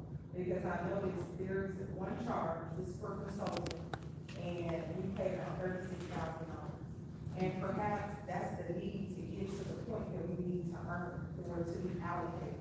But at the same time, because we have not seen what those services are fruitful of, I believe that having a vetting process as such will help us take a deeper dive on what's essential and non-essential at this point in time in the city of Harvey. Thank you. Alderwoman Chapman, thank you so much for your comment. Greatly appreciate it. I think. Yes. Mr. Rogers, I want to let the community know, although we were denied the money, it's not over with. We're still working on getting those monies. We're still working on getting those monies, not over with, okay? So although they say they're not giving it now, that doesn't mean we're not going to do it. They're actually, the mayor discussed that in our board meeting, okay? If we would have our meeting, she might explain that guys to you all, okay? So, don't lose hope, keep running, okay? Now, when we talk about wasting money, I want you guys to know, all of us elected officials here, we don't have our own office. We actually just work out of our homes. But we do have our person that actually pays the church for rent, which that's wasteful. We shouldn't waste money. Why does one person get to have an office when the rest of us don't get an office?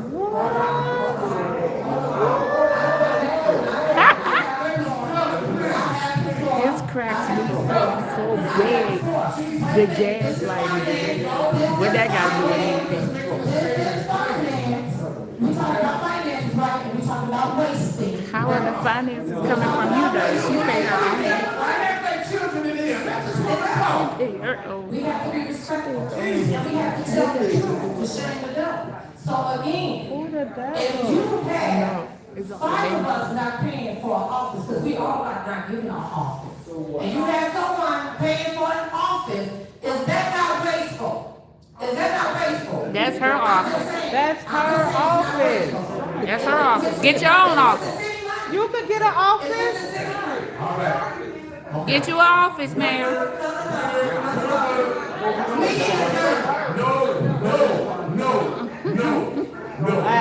No. I refuse to entertain this, and I'm not going to. Then turn around to your constituents. Please, ladies, come on. Come on, please. Third Ward started it.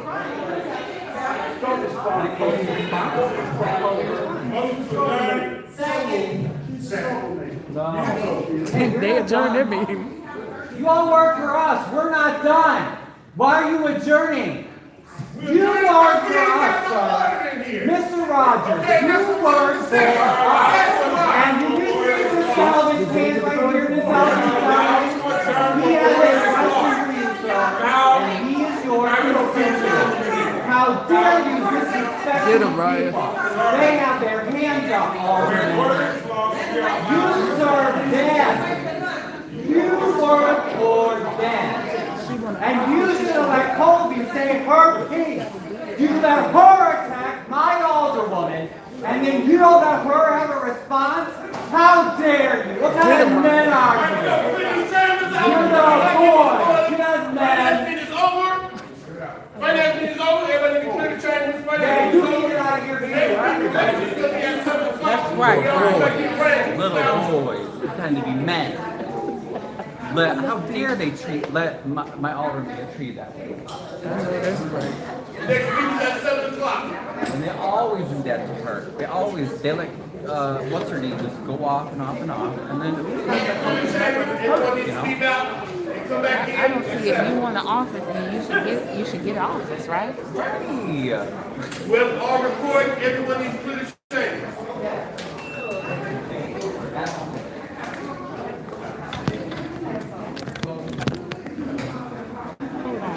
I have to get my. Don't worry, I'll stay there. I'm gonna grab your bag.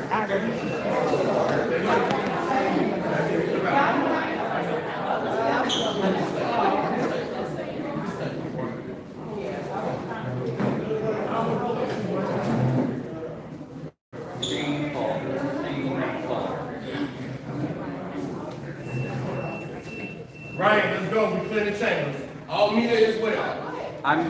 We're leaving together, don't worry.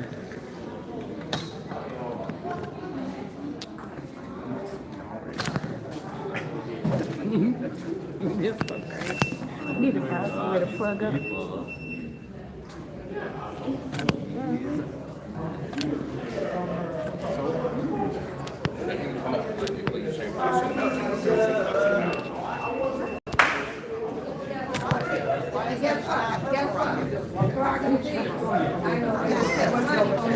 Good, how are you?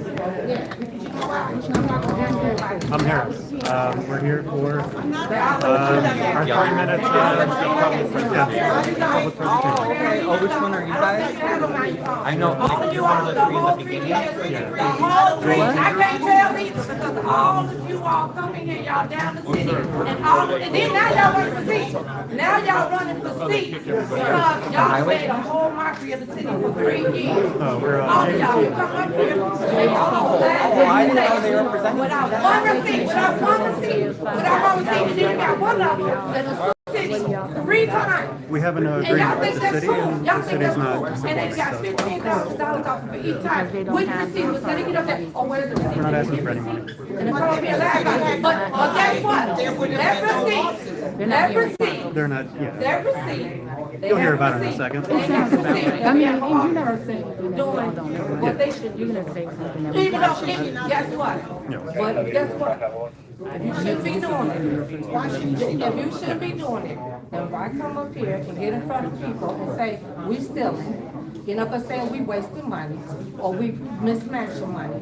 When you sitting up there on that podium way high, looking down low, make sure your house is clean. So if you got 5 alderpersons out there for office, why would you go pay for office? Because who looks like they want more money? Guess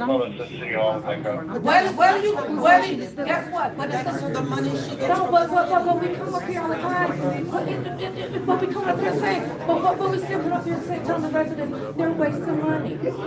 But my alderman is not wasting money. My alderman, man can say, man, not wasting money, because that money that I would pay for rent, I would rather take that and put it back into the city. I'd rather put it back, yeah, it is. So that's so what kind of leadership is that? If I know how to budget, if I know how to budget, if I'm budgeting appropriately, because everybody is budget. Agree, right? You work for business, you have and guess what?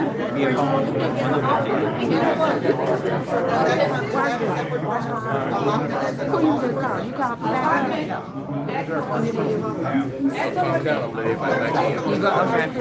Real good. How you doing, young man? Good. Good to see you, man. Okay, good. This is J&T? Yeah. Okay. Hey, Tom. How you doing? I'm well, thank you. How about yourself? Alderman Rogers, please, man. No, Yeah. stop that. Believe it. Believe it. I wouldn't say it if it wasn't so. Alderman Rogers. How you doing, young man? Good. Special counsel. Okay. Yes, sir. You guys can come back in. If it's disruptive, I'm going to have to clear the chambers Hey, again. Miss Ruby.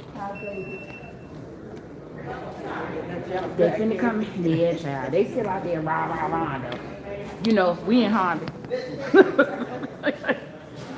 We in here.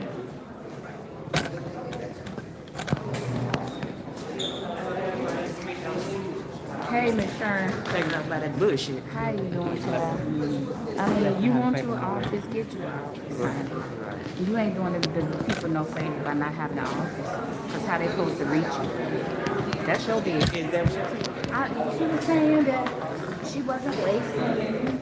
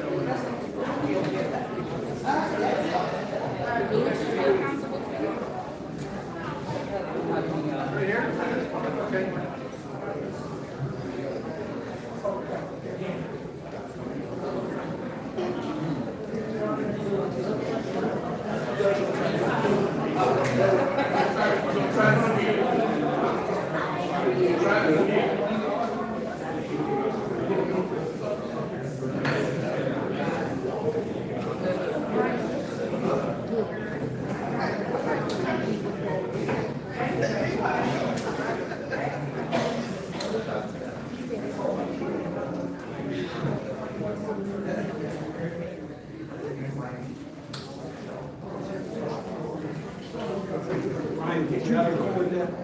Did you record that colloquy out there? Well, she was yelling, trying to talk to me.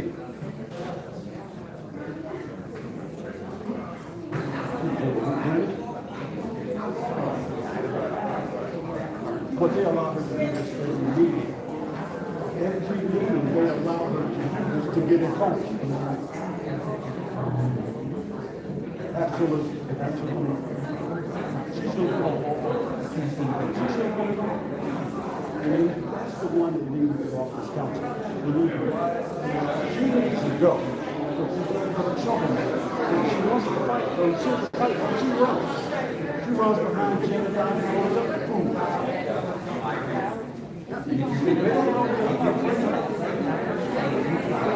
That's something be fair.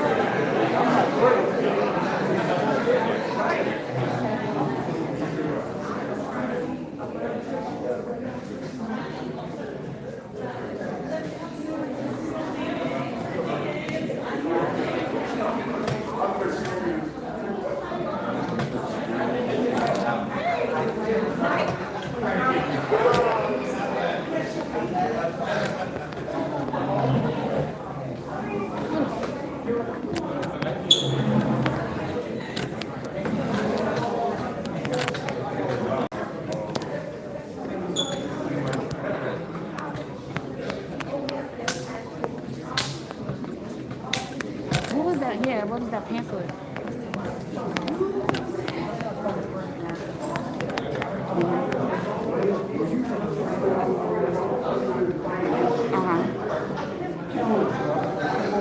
Yeah, he said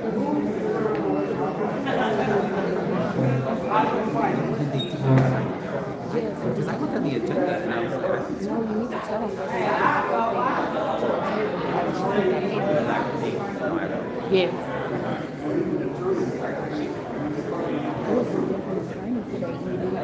See that? It's a different attorney today. Yeah. No, it's usually Chicken Little. Usually it's the little man in the crazy I know. I don't know how. Yeah, I don't know how to describe it. That's who that is. That's what we call him anyway. Behind the scenes, that's what we call him. Chicken Little.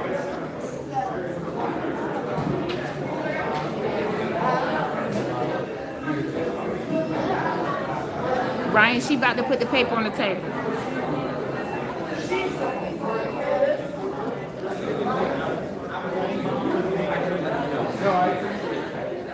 Okay, because he's sitting there and he's thinking that they're going to let him sleep, but I don't want to sign him out. He get ready to get, he ready to get a rude away from the rest of the table. It's going to be real crazy. But again, we can only tell. Hey,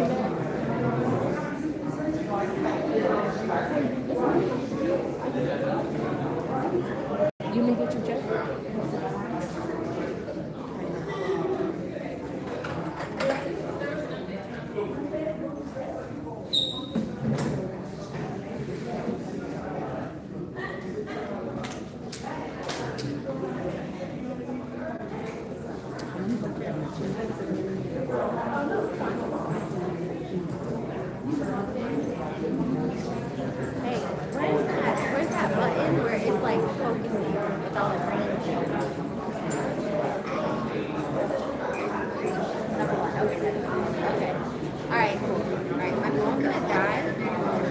Okay, my phone's gonna die, but I'm set up.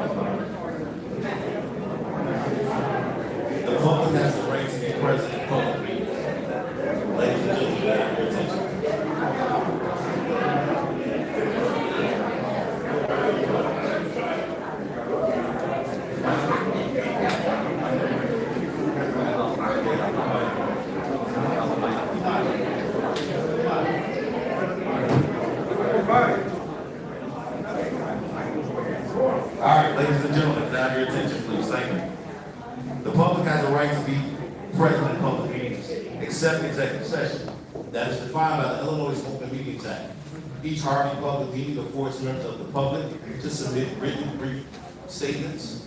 However, persons in attendance are not allowed to act in an unreasonable manner that alarms or disturbs others or provokes a breach of peace. This can include making loud or unusual noises, clapping, speaking out, or interrupting during a city council meeting. One may not impede the performance of one's official duties. If any person acts in a disorderly manner at a public meeting and persists after being warned, the mayor as the chairman in order for the person to withdraw or be removed from the meeting. If the person refuses, they can be removed and fined under the disorderly conduct statute.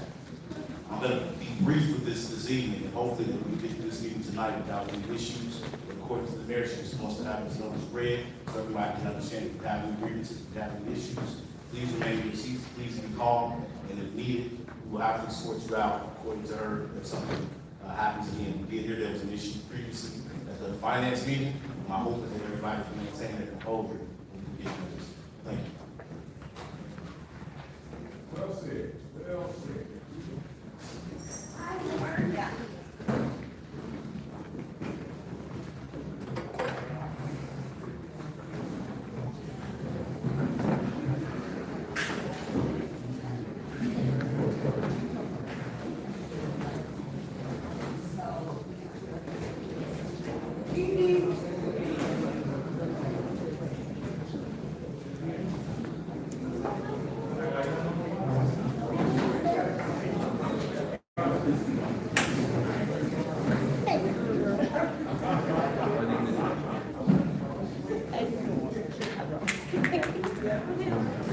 Before we start, we know it's going to storm, but just to let you know, we have been following up on the newscast and the reports.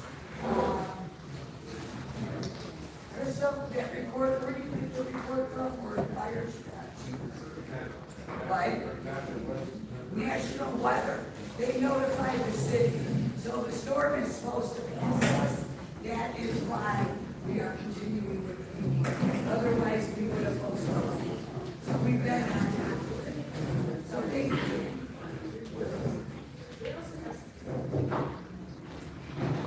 And call this meeting to order on April 27th at 7:01. Roll call, please. Where are the jailers?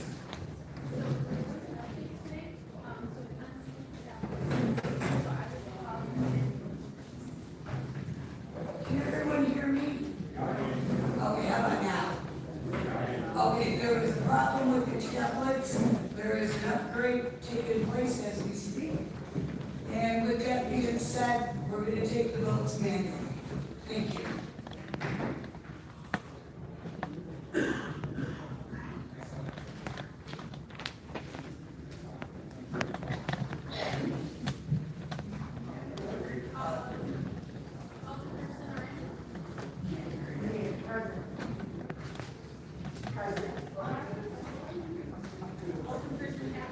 Present.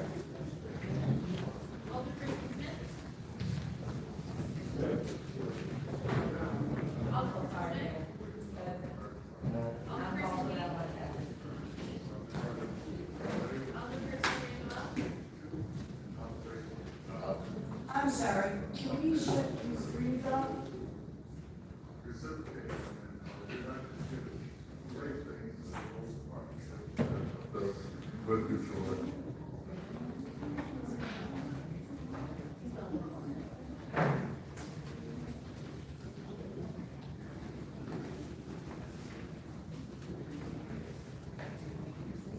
Okay, sorry about that.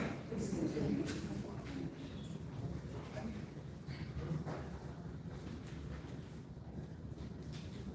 Alderperson Randolph. Present. Alderperson Rogers. Present. Mayor Jurenski. Present. We have four. Thank you. Are there any ministers, in the house? No ministers? I'm sorry. Could you please do me honor? What? You said you always overlook that. Well, no, we're a team here. I'm sorry. Bow our heads. Dear Lord, we thank you for allowing us to come together in this meeting today. We know that you're omnipotent, omniscient, Lord, on the scene, Lord, omnipresent. And in this, Lord, we know that you are with us, and we know your will be done. As 1 Peter 3:15 says in NIV, be prepared to give an answer to everyone who asks you to give a reason for the hope that you have. And I'll add to that, the hope that we have in the future, Harvey, that we can work together, we can build on the things that we've had, that we can build a wall back from where we are. And that Harvey will rise again one day back to where it was before. I'm praying, Lord, to let us be civilized, honorable, and respectful to each other. That the words that we say not hurt, harm, or endanger anyone. So that after the end of this meeting, we'll be closer than we were when we came together. So in the name of Jesus, for me, I pray. Amen. Amen. Please stand for the pledge of allegiance. United States of America, and to the republic for which it stands, one nation, under God, indivisible, with liberty and justice for all. Thank you. We have a couple of presentations. To begin with, we have the police department swearing in.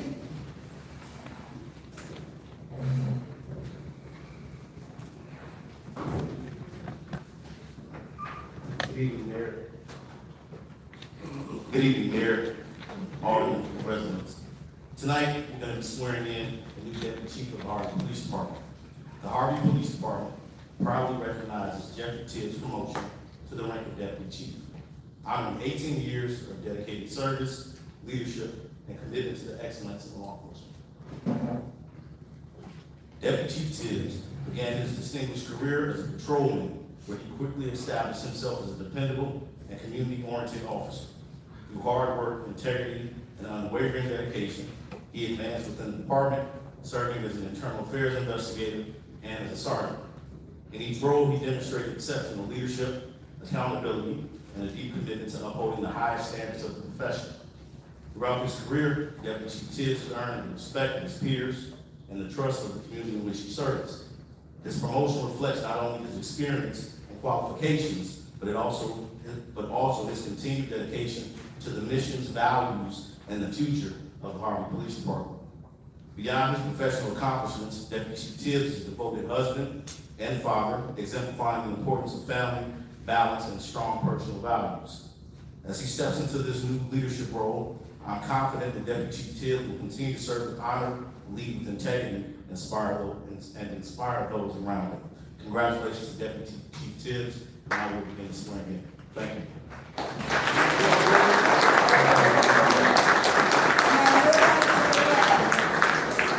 He is an in-house promotion.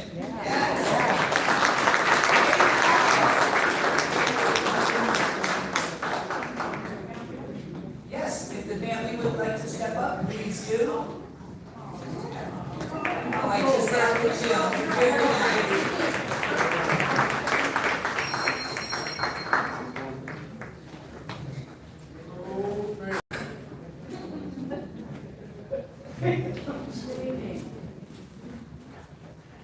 Please raise your right hand. Repeat after me.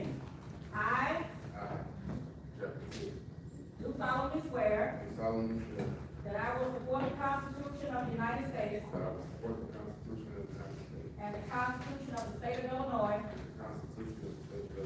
and the laws thereof, and that I will faithfully discharge the duties of the office of Deputy Chief of Police in the city of Harvey, in the county of Cook, to the best of my ability. Congratulations.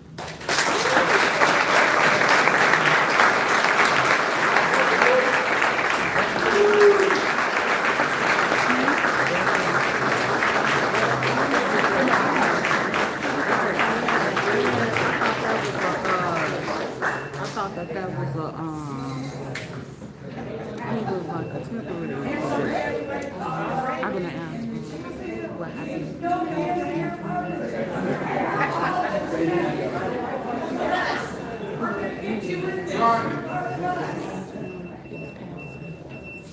Yes. Hey guys, any of the officers that are here to support and reach out from the police department, a lot of you guys working. Yeah, very good.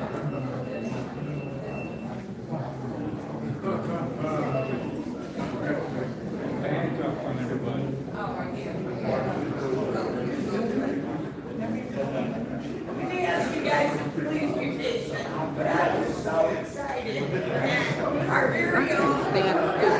bitch that just love to harass motherfuckers. So somebody knock her motherfucking wig off their head. You heard me. Goofy.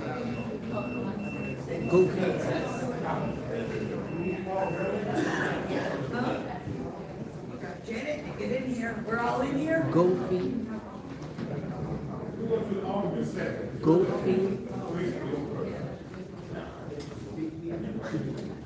Another chief. Bring up the chiefs. You try to act like somebody bothering her. Bitch, you back here bothering me.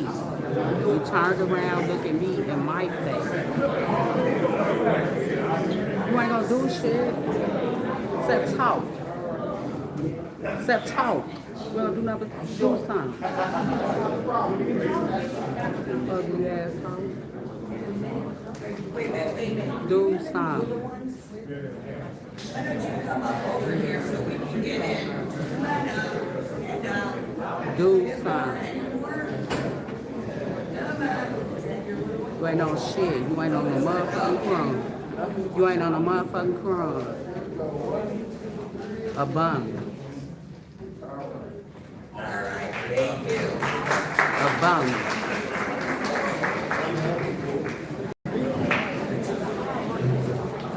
They be trying to provoke somebody.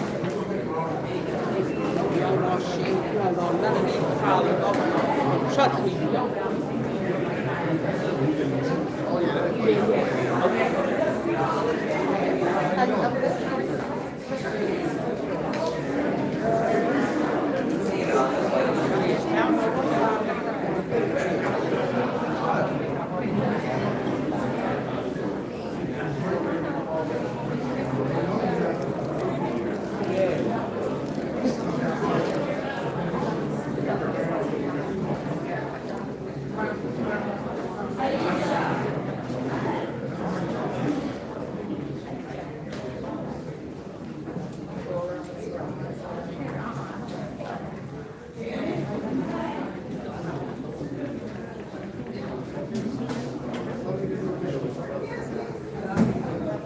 Ready?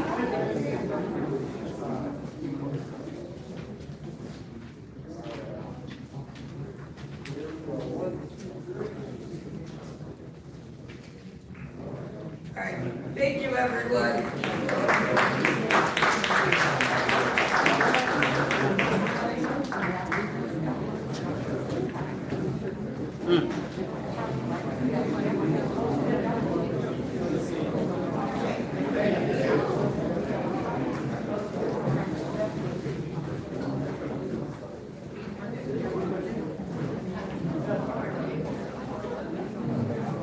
Thank you all for coming.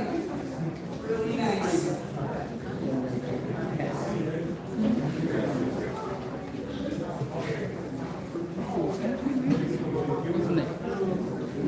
Harvey was Miller, and then Antoine gonna present In this presentation we have, I'm really excited about this organization. This organization has something that is so refreshing. It has enthusiasm. It is the most enthusiastic group that I have met. And just last week, I had the pleasure of modeling with Ms. Robinson for an event. But without further ado, please. Good evening, Harvey. Let's try that again. Good evening, Harvey. Good evening. How are you all? Wonderful. Good. Mayor, Alderperson, City Council, residents. My name is Ms. Robinson. I'm the Harvey Neighborhood Network Coordinator. The Harvey Neighborhood Network is a Transforming Places, we're on the Transforming Places grant, United Way, Cook County, Restoration Ministries, and a bunch of other organizations. So on, look young. Okay. But there was an update, so I don't know how. Okay. Okay. So the Harvey Neighborhood Network is the United Way Place-Based Initiative, serving the people of Harvey. This is, for the community, by the community network, okay? For the community, by the community. So everything that we do with the community in mind. Y'all hear me? Everything we do with the community in mind. So we work with residents and stakeholders to build safer, healthier futures, integrated by this prevention, economic mobility, holistic wellness, and sustainable workforce development. This is a community-driven work for the community, by the community. I'm gonna say that a couple of times. All right, so our network areas of focus, we have a steering committee, we have a resident advisory board. Our resident advisory board worked very, very tirelessly to plan the pep rally that some of you enjoyed a couple of weeks back. The Harvey Neighborhood Network is also working on a community ward by ward cleanup effort. Community ward by ward cleanup effort. And so with that being said, we are going through wards 1 through 6, and we are working together as a resident advisory board, members of the community, stakeholders, the older persons, Alderwoman Arambula assisted us on our first cleanup, which was April 11th. So we are working to clean the corridors, to build community by all of the different projects and things that we have going on. So we have what is called, it's a 30-week program. It's called the Harvey Beautification and Community Empowerment Program. This 30-week program started in February, because you know it takes a while to plan anything that's good. So this started in February, and we're going all the way up until September 12th of 2026, which will inhibit us to be able to do more things throughout the city. So we have a flower barrel campaign. We are working with District 205 students to paint flower barrels. We have Thornwood, Thornridge, Thornton, all of the schools involved in what we're doing. The flower barrels will be displayed in the wards. The young is missing my presentation. Okay. The flower barrels will be displayed throughout the wards. As well as that, we will also be doing a Mother's Day luncheon on May 9th in collaboration with 2nd Ward Alderwoman Kobe Chapman. I will also be doing a college and career fair with Alderman Randall. We're working with a lot of different things to bring to the community. We want you all to have fun, to enjoy your community, to get the community cleaned up. I heard a lot earlier in the meetings talking about cleaning up. Well, we are working to clean up the city. We are partnering with the alderpersons to clean up the city. You all can help us to clean up your own city. It is very important that you have your own ownership to your city. You can't expect other people to come in and clean up your city. You have to want to do these things. We have a tree and native garden planting that is happening May 2nd, actually this Saturday. We'll be meeting at Restoration Ministries Harvey Boxing Club at 10 a.m. and we will start planting trees.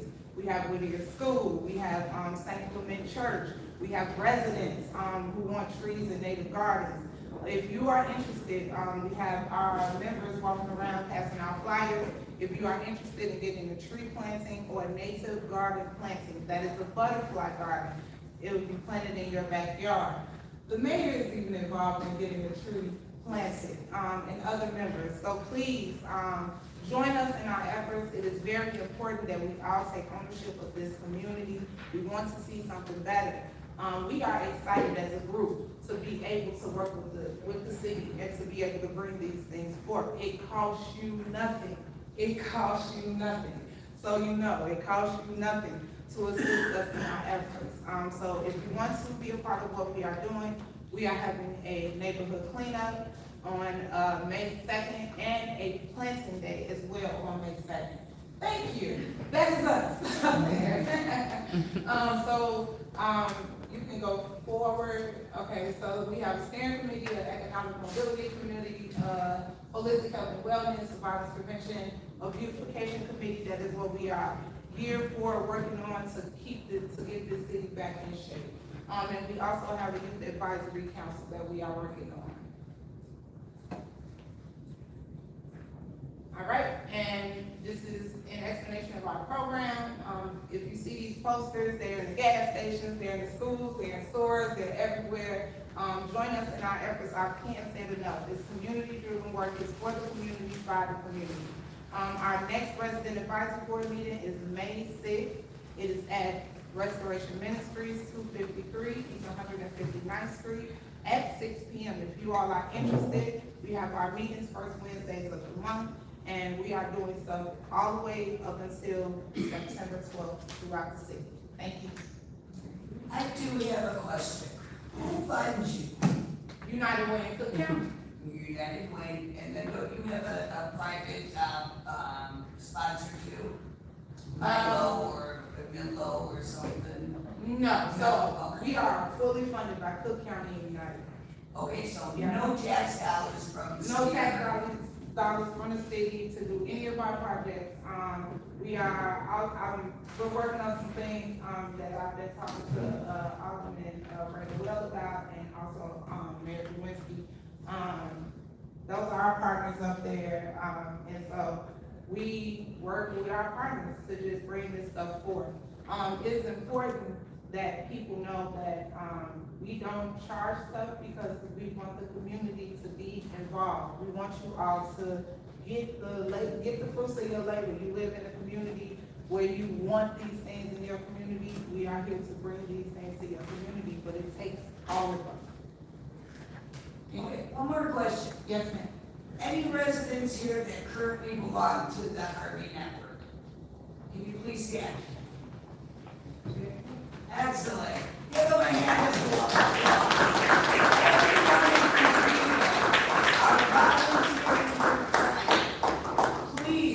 Please, let's work together. Let's definitely work together. And we are definitely looking for people to assist us on Saturday. It's a lot of women, so we need some men to help us to pick up these trees and put them in the ground. You will get training that morning on how to do this. And anything that we do, we have workshops that will be happening throughout the year. Garden sustainability, small business workshops, it's youth workshops. We're doing all of this stuff for free, and we're bringing it because people have a vested interest in this community, and we want to see people move forward, not backwards. Thank you. Thank you. And how can they get in contact with you? There we go. And all of the officers have my number, so if you live in a specific area, We do have her number. And also, I know we have for all ages, but I want you to be mindful. If you have minor children, you may want to come along with them, because this is going to be a lot of adults around, and they're not going to have time to keep an eye on your children. So if you have anyone under the age of 16, please make sure that they come with an adult. And to answer your question about funders, I would be remiss to say this. We are getting all of our trees, native gardens, all of those things, we're getting them for free from Chicago Regional Tree Initiative and Northern Green Earth Foundation, who donated the native gardens to us. So we have 37 native gardens, and we have about 35 trees that we'll be planting in the next few weeks. Small trees. Small trees, understory trees. And they're not gonna get bigger than 6 feet? Then 6 to 8 feet. So understory. So imagine having a porch and you have that little opening from your porch. That's as big as that tree will be. There will be no oak trees. No oak trees, none of that. We actually had to cancel our planting day with Overlands because they were trying to bring you off with oak trees, and we don't want you all to have to deal with an oak tree. So we stood tall on what the mayor asked us to do, and we are going to carry it out. Okay, thank you very much. Any questions from any of the aldermen? All right.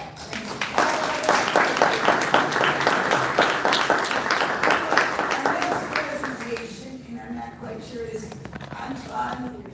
Is he here? Antoine, all right. Russell. He is our Thornton Township Highway Commissioner. Yes, good evening, Harvey. Good evening, Harvey. Good evening. Good evening, Mayor, Madam clerk, aldermen, staff, and residents. My name again is Antoine T. Russell, and I'm the Thornton Township Highway Commissioner. Standing alongside me is our going about Thornton Township trustee, Ms. Mary Blunt. Good evening, good evening. So before we start, we had a treasure cross to our board, to the township. We always start with this a moment of silence, Mary, if you don't mind, for trustee Chris Gonzalez. Just a quick moment of silence.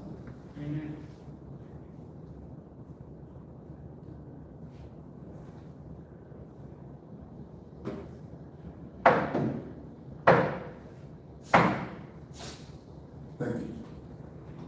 All right. So I'm here to spread some good news, of course, right? Bringing money to the city. But before I do start, I do want to say congratulations to the Deputy Chief tonight. That's another one of Harvey's finest, like myself. We both started out in Harvey, Head Start together, Washington School together, Rosa Parks together, Thornton High School together, graduated together, and now here we are on this night, getting promoted, and I'm bringing money back to the city. It still shows you that life goes full circle, and that's why we love Harvey so much. So I'll be quick, it's a hard audience in the city. You already told me, I'm not gonna talk too long, right? Keep it short, keep it short.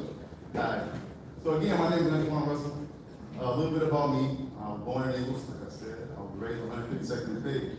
My family's roots are deep in Harvey. My people are known as Big Things. Some know me as Twan, some know me as Russ, some know me as Officer Russ. Those that know me from when I was a little kid know me as Little Pig from 152nd page, the guy that had the full court. In the backyard. Sorry. Sorry, crowd. It ain't hard. I'm sorry. I ain't mean to. But anyway, growing up in Harvey, I had dreams as a young man. One of my first dreams was to become a Harvey police officer. And the Honorable Mayor Clark made that dream happen. I'm thankful for that. May God rest his soul. But I did live the dream out as a Harvey police officer, tactical officer, and a homicide detective while I was here. Those years did teach me discipline, service, and what it takes and what it means to protect your community. Now again, I'm full circle, full circle. Today, I have the honor of serving as the Thornton Township Highway Commissioner. First black Thornton Township Highway Commissioner. And I am proud to return to Harvey in my new role, serving the people, once again, just wearing a different uniform, as you can see. We're done. Hard crowd, y'all make me hard. It's okay. Anyway, this will make you smile, man. Tonight I am here to present you with a check, not for $5 million, not for $500,000, not for $50,000, for $5,000. For $5,000, $5,400. This is money that can help support the municipality needs and improve services for residents. It may not be millions, but as we all know in local government, every dollar counts. Around here, we know how to stretch it out, especially in Harvey. So far, it starts by, it doesn't have to start with overtime. It starts with making the dollar work and work with the community. And I want to congratulate my city, my community for showing the nation how to make dollars work. Clap for yourself. Again, I'm going to keep it as short as I can. I'm going to explain to you where the money comes from. All right, where's the money coming from? All right, it's coming from the Illinois Personal Property Replacement Tax. It's something that Harvey, like most municipalities in Thornton Township, have been receiving for years, but you probably don't know you're receiving. So I'm going to give a little education. You know, it's a tax that the Illinois had, one of many, right? That they eliminated on businesses.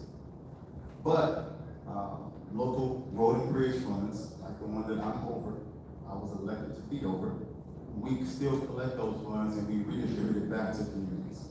So Harvey's is getting their portion of the PPRT, the Personal Property Replacement Tax. I'm sure Mr. Williams knows a lot about that already. So again, it's just your portion of it. I came here to bring it. Trustee Devon has a check in her hand. We're going to present it to Madam Clerk and give it to her to add as a matter of record, and the mayor to add as a matter of record. But, you know, in simple terms, these funds are generated by the state and returned to local communities so cities can provide services, improve infrastructure, and meet community needs. But more importantly than a check, it's a partnership. Thornton Township is here to work with the city of Harvey. We're here to support our communities, strengthen relationships, and make some resources reach people who need it the most. I want everybody to leave here, with the understanding that, you witnessed 2 young men born and raised in Harvey. From Ingles to Thornton. Amen. From my birth certificate being here at City Hall, like everybody else that are born at Ingles. You all witnessed 2 young kids that had a dream, and it all came true. So again, I'm not just here as a highway commissioner. I'm not just here doing my political speeches. I'm here with a sense of pride.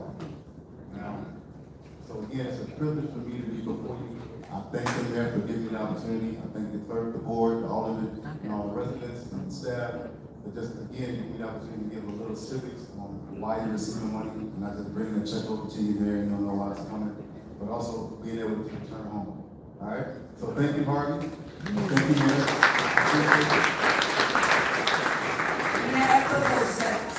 Well said, well said. Born and raised in Harvey, born in Eagles. Thank you. 3 of us. More of us.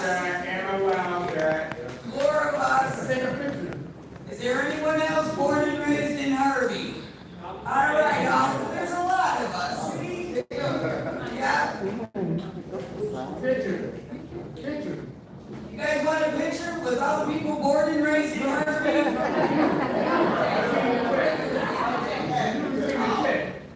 I was born in Eagle. Because we gotta give it to, you know what, guys, in order to make sure that all financial money, I cannot spend a dime, nor any check that comes in can go directly to our All right. Thank you.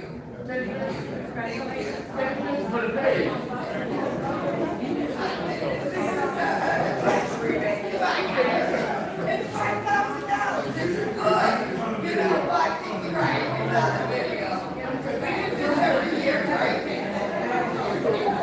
You know, we get this every year. It's just that the township wanted to present it, and I love it. So this isn't every year. It's a recurring thing. So thank you.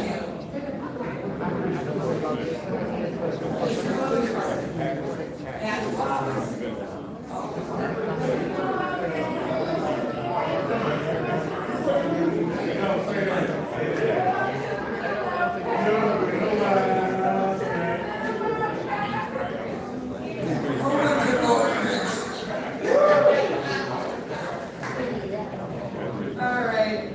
Thank you very much, everyone. Thank you.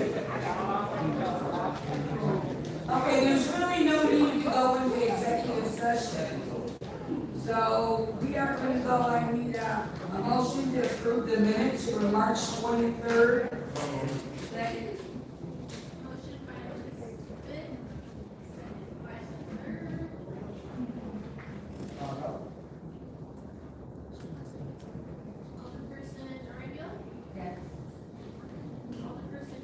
Yes.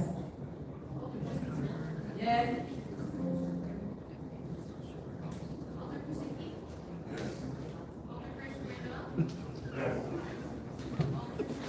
Yes. Thank you.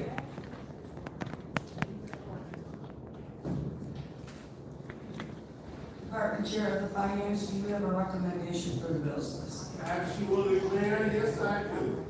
We had a meeting on April 13th with the finance committee, and we had the golden opportunity to ratify the bills.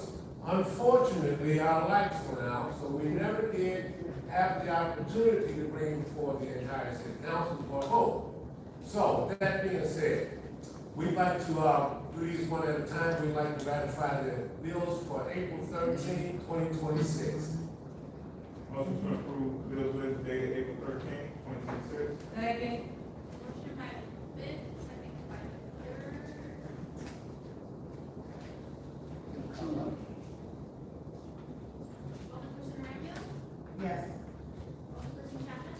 No.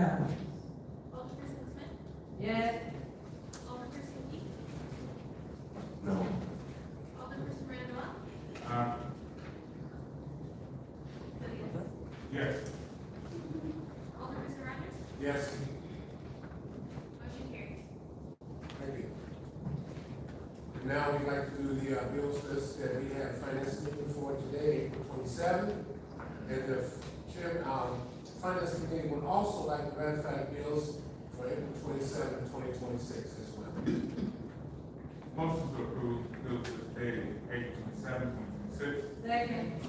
Motion by the fifth, second by the third. Alderperson Randolph? Yes. Alderperson Chapman? No. Alderperson Smith? Yes. Alderperson Key? No. Alderperson Randolph? Yes. Alderperson Rogers? Yes. Motion carries. Thank you.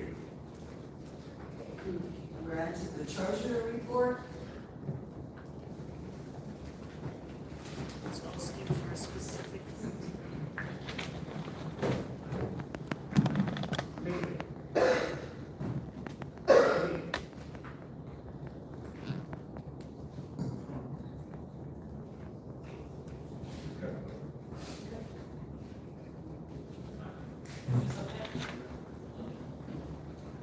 Good evening, everyone. I'm Pete Bridges. I think I did a ring, so sure. This is an unaudited monthly summary of bank accounts for February 28, 2026, or as of February 28, 2026. So the beginning balance was $2,720,888.21.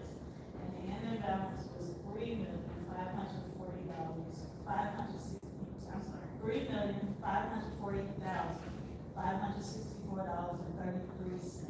And that included two additional accounts that I did gain access to as of February 25th, 2026. And that was the TIF TOB fund and the donation special events fund. That's it. I do have one question. What does unaudited mean? That means it hasn't been audited by the financial institution or auditor. Okay, and what is the TIF account? We have multiple TIF accounts. But you said that you just had access to the TIF. It's So I'm just, one of them. you know what? TIF? It's the TOB.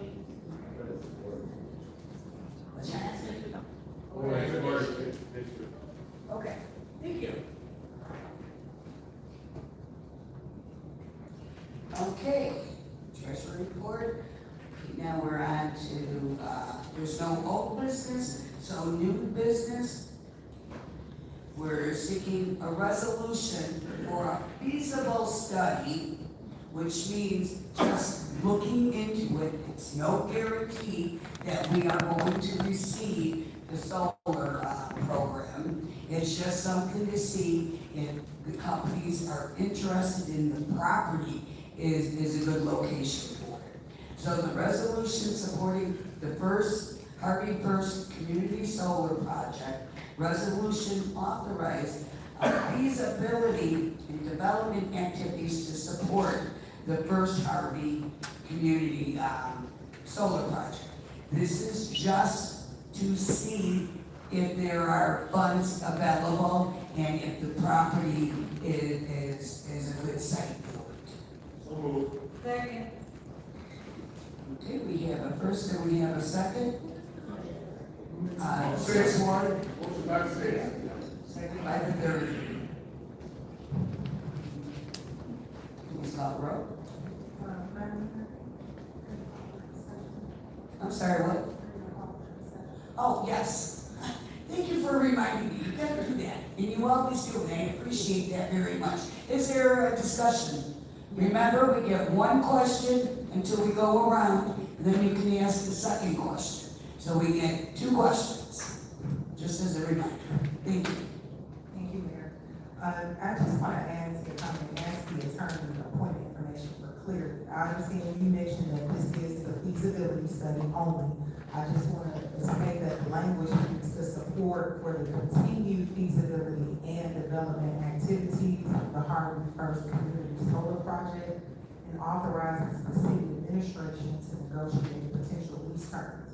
I want to make sure that no development activities that then administer negotiating of potential lease terms will happen until the feasibility is brought back.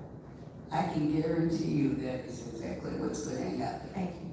I can guarantee you, am I correct? Yes. Yes, So so, they have to come back after that, they present the findings, and council must then once approve it, if we continue, we have to approve each phase of this project. If you were here early, you know there's 4 phases, each one will be approved by the council. so I can guarantee that. Okay, thank you. Any other, question? Yes. Yes, Thank you. Keys. Thank you, Mayor. You clarified that this is just a testing process. I just want to make sure that in the event that the test doesn't succeed or fail or whatever the situation be, we liable for any cost for them spending their time to do the testing. Absolutely not. There is no cost affiliated with this feasible study. Nothing to the city. Nothing gained, nothing lost. This is not even our time going into it. So, yes, no cost affected, and definitely we will be, as a group, determining if this is something we want to move forward with. Thank you. Any other questions? I do have one more here. Yes, I just want to confirm, I spoke with Mr., is it Matisse? please direct it to me. Oh, The conversation earlier was regarding, based on the megawatts that are pumped out of the solar farm, how many people can subscribe. So based on me doing some research on the program, everyone from across the okay, municipality. wait a minute, I'm not quite sure what the question is. So it's a statement going into inquiry. The statement is that the solar farm is allowable for subscribers. And I just want to confirm for the record, one of my conversations I had in part if I'm bushranger last night, Mrs. Matila, pardon, was can it only be specific for the city of Harvey to subscribe to? Because it's only a certain amount that can actually subscribe to. Okay, again, that's premature. This is just a feasible study. As far as the next stage, that will be answered to them if this is a go or not. This is just a feasible study. So I would ask you to hold your question until we get to the next step, if we get to the next step. Okay? Thank you. All right, that ends the debate, and come, Ms. Rowe, please. Roll call. Alderperson Urania? Yes. Alderperson Chapman? Yes. Alderperson Smith? Yes. Alderperson Key? Yes. Alderperson Randall? Yes. Alderperson Rogers? Yes. Thank you, everyone. Motion carries. That is, ordinance number 4023. 4023. Okay. Resolution, absolutely. These are both resolutions. Okay, the next resolution we're seeking is a resolution authorizing the city of Harvey to apply for a site readiness grant program. The resolution authorizes the city to apply for funding to be used for the development activities that will improve competitiveness to attract new business. Now, I am really excited about this opportunity. This is just a show of hands. Who attended the open house when we had this meeting? Okay, there was a few of us there. And it's a wonderful opportunity. Our chief came across this, and he right away asked if he could apply for it. And part of the procedure is that we have an open house. How many people here, show of hands, are you familiar with the village area? Yeah, it's pretty scary. Anyway, this area is going to clean that area completely up. Get rid of all the sites. It's a $1.5 million grant. Now, that's not saying we're gonna get all that money, but rest assured, every amount we get will be allocated. We will be allocated X amount to do the dumping, allocated X amount to do the roads. From my understanding, the sewer and the piping system is very good. Am I correct, Crystal? So there will be no repair to the septic or the sewer systems there, but the roads, the debris, the asbestos, all that will be channeled out. And from my understanding, there is still 2 residents that live in that area. And in that area, I'll tell you what, I was surprised trying to get there through the vehicles. It was not just potholes, they were sinkholes. So those people will also have an ability to receive funds to move, to transfer funds. So relocation fees. But yeah, there's an opportunity, and that's right off of Dixie Highway. So that is gonna make that corner that much more marketable for us, because it is gonna take a lot of cleanup. And something that I'm so excited about the Harvey Network cannot help us in that section, if you've been in that area. So we are seeking a resolution, so I am seeking a motion to accept the grant. Thank you. Motion by the 6th, second by the 3rd. Is there any debate? Sure. Will there be public bidding for the services to complete the removal? The what? Will there be any bidding on the services that we need to improve the areas and clean out, things of that sort? Chief, would you like to answer that? Yes, the grant process, you have to do RFP, question for proposals, so that'll be going out, so. Can everyone hear him? No. Please go to the podium. We're gonna make sure everybody hears. For the bidding process, RFP will go out for any contractors that want to do the work. Also with this grant, it's a percentage of minorities have to be part of this work also. Not just minorities, but also women. And also with the minority proposal, we have that also in our policies. So we have an ordinance already that was established in, I believe, 2015, somewhere around there. Alderman, anything over 25K. I think that was sponsored by Alderman Whittington, and I co-sponsored that. So that's a wonderful opportunity for Harvey. So yes, that's very important. Okay, is there any more questions? Going once? Yes. Go right ahead. Looking at the grid lines, my ward is on 4th Ward, we don't have a copy of, picture to show a presentation. My ward actually ends on 151st, well, actually on east and west, when you get to 151st, going from 151st all the way to 159th, that is Artesian and Western and Campbell, I believe. So this project is gonna start from, Western, once you get to Western right there, the 2 blocks is 4th Ward. It's at the end of the 3rd Ward, then when you get by the currency exchange, that's considered wrong.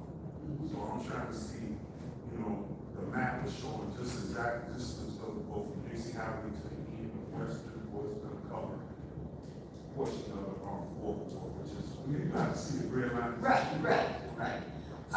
It is just, this section is only gonna cover actually the buildings. So if there is the buildings, I think there's 5 or 6 rows of 4 rows just up until the buildings. And then that one road is kind of closed. I don't know why it's closed, but it's closed. Yeah. That's why I asked, so basically this is gonna be called, basically the tip of the building. Right. wherever the village within lies. Now, going north of that sign, we don't own that property. That I think encompasses more of the 4th Ward. We do not own there. There's a lot of trucks back there, and actually we're thinking about calling the EPA on that section to see, check out the land in that, because I'm not even quite sure who owns that, or if it's just abandoned yet. It was just, this just came up and going through the site, so it's an exciting opportunity for us. Like I said in the beginning, we're gonna attempt all things. Now, I'm not about begging, so I will ask it, and we will apply for every grant that we possibly can. And the special things about grants is because we can now, because we got our house in order. We have more improvement to do, but people are building their trust on us. And this is something that has been occurring since 2019. So I thank everyone, but all right, can we please call the roll?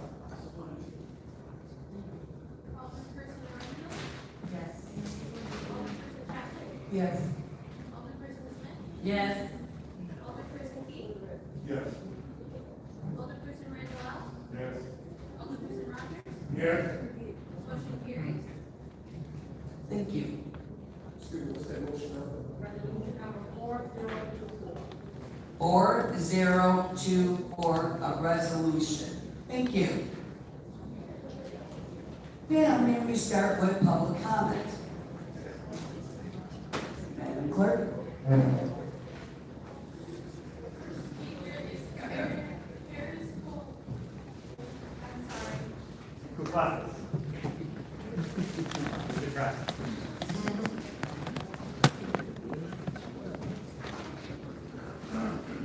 All right, good evening, everybody. My name is Harrison Kuklakas. I am the attorney for the J&T Group of Illinois LLC, as well as special counsel for the city of Harvey pursuant to a redevelopment agreement that was executed between the city and J&T Group in December of 2024. The purpose of this redevelopment agreement was for the J&T Group to front the money to get all of the abandoned properties that are in the city of Harvey into the city's name, at which point you would then purchase properties from the city and rehab them to a very great standard, and then sell them to somebody who will live there as their primary residence. The purpose of this is twofold. One, it gets the tax bill back to the city. So all of these taxes have to be 2 years or more delinquent. Most of these properties that we're working on are 10 plus. As well as having a myriad of fines and violations against them from the city. These get the properties back into the city's name and then sold to a person who's going to live there as a primary residence, so that they can basically get the property taxes back to where they need to be. As of now, the city has not been executing and has not been working with the J&T Group on their end of the bargain. As of now, we have not really gotten any deeds into J&T Group's name. We have one property currently that actually got to the finish line here. It's currently listed. It is 142 West 156th Place. This got completely rehabbed by the J&T Group and is now being sold to an owner-occupant who is also a veteran. It had a lot of interest, and it's really improving the look of Harvey. If possible, I'd like to put it into the record. I'm not sure if that's possible. Earlier, you guys mentioned a resolution for businesses to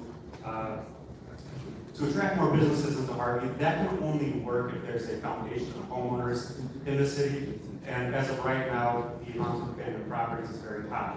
What we're asking for is for the city to work with the J&T Group to transfer these deeds into the J&T Group's name so that they can be rehabbed.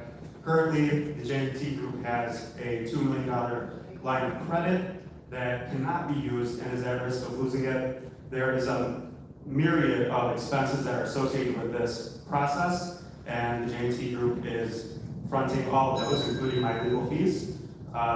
Each one I also front in order to get the title searches, courier fees, service fees, all of this. no payment gets made until that judicial deed gets put into the J&T Group's name, and he can take out his, the money from the commercial loan. So as of right now, there's a huge risk of the whole program that was agreed upon being terminated because of Harvey's lack of communication and execution. Thank you.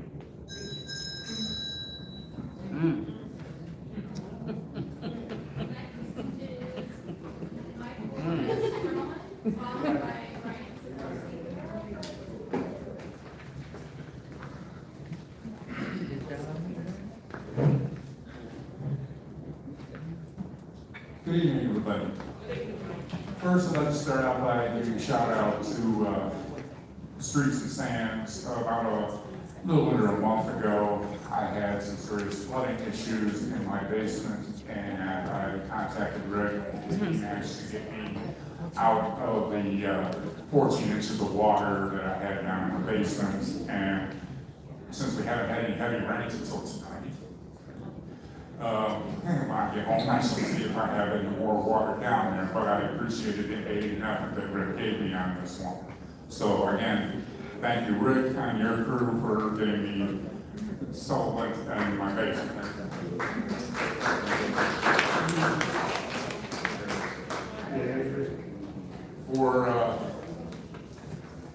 I have a quote I'd like to use. It came from Thomas Wayne to a very young Bruce Wayne. Why do we fall down? It's so we can figure out how to pick ourselves back up again. The city of Harvey has been down for a long time, and we need to figure out how to pick ourselves back up. I think the group is going in a decent direction. I think we have to also realize that progress isn't instantaneous. Okay? We want the streets fixed. We know we got potholes galore. I got a few of them by name, as a matter of fact. And we know we need to get them done. But it's also going to be a timing thing. We need time and to find our resources to get this stuff taken care of. I also am a member of the RAD, with the Harvey Neighborhood Network. And I also would like to admit that when we did the Easter Project a few weeks ago, that I enjoyed at least speaking to everybody on the council here. And I enjoyed our time in these buildings because I had never been in some of these buildings before, and they are some very nice buildings, venues, schools, churches that I have been frequenting lately. We have some very nice things in our town. Only thing is we need more.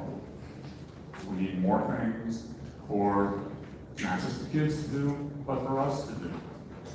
And I think in the most part, when it comes down to it, it's a timing thing. How much time can we afford to give it?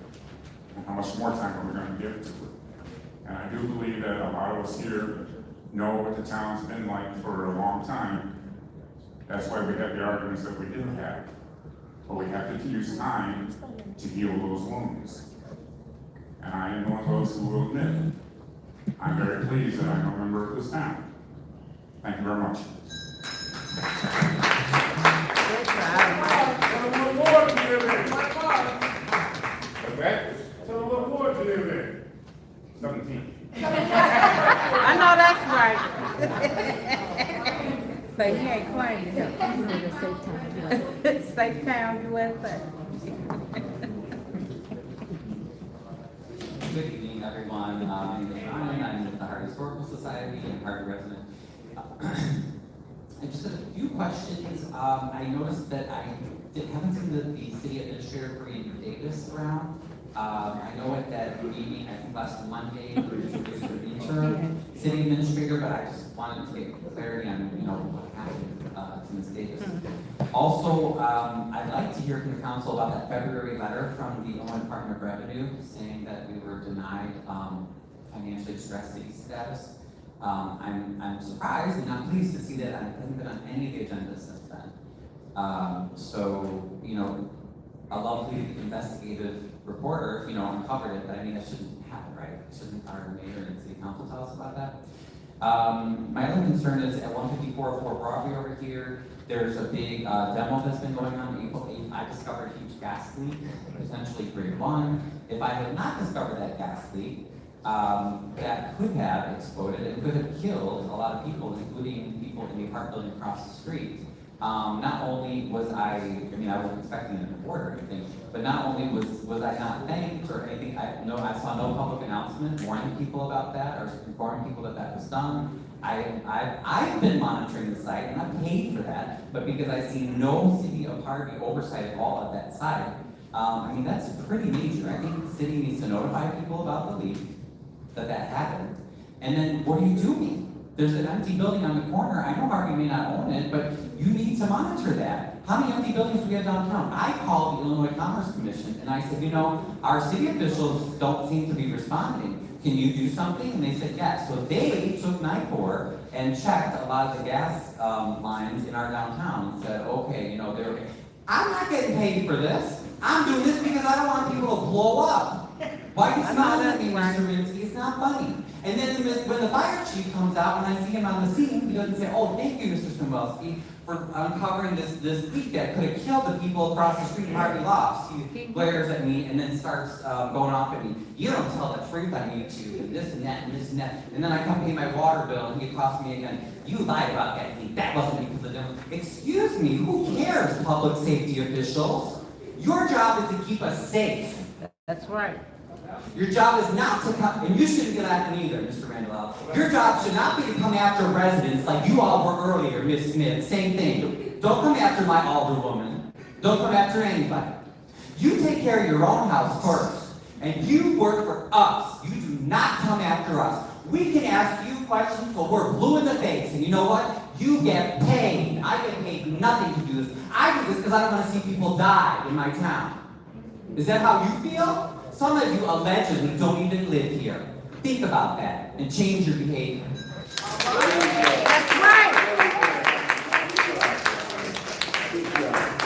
right. That's right, Brian.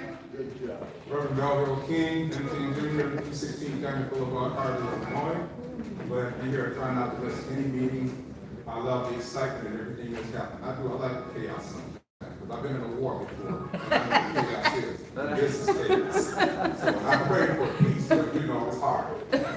So I'm going to tell you something very important to me. First of all, cameras were put up, and I know the mayor said, someone destroyed the camera the other meeting, but cameras were put up, and now the cameras put up in the corner of my house.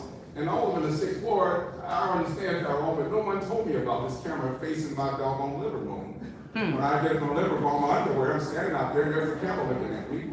And I didn't know anything about it. And I think we need to know as citizens, when you're putting cameras and things up in our community, the people who live in the ward and in those houses need to be notified. We're going to put a camera on your corner. Now, I appreciate they have a camera on Halsey Street, and I appreciate that, Alderman, I appreciate that. But that's on Halsey Street and Canyon Boulevard. But that's a good site because that's a lot of activities. And a lot of things about the cleanup and everything, I appreciate people coming in. But I've been cleaning up for 8 years in my ward.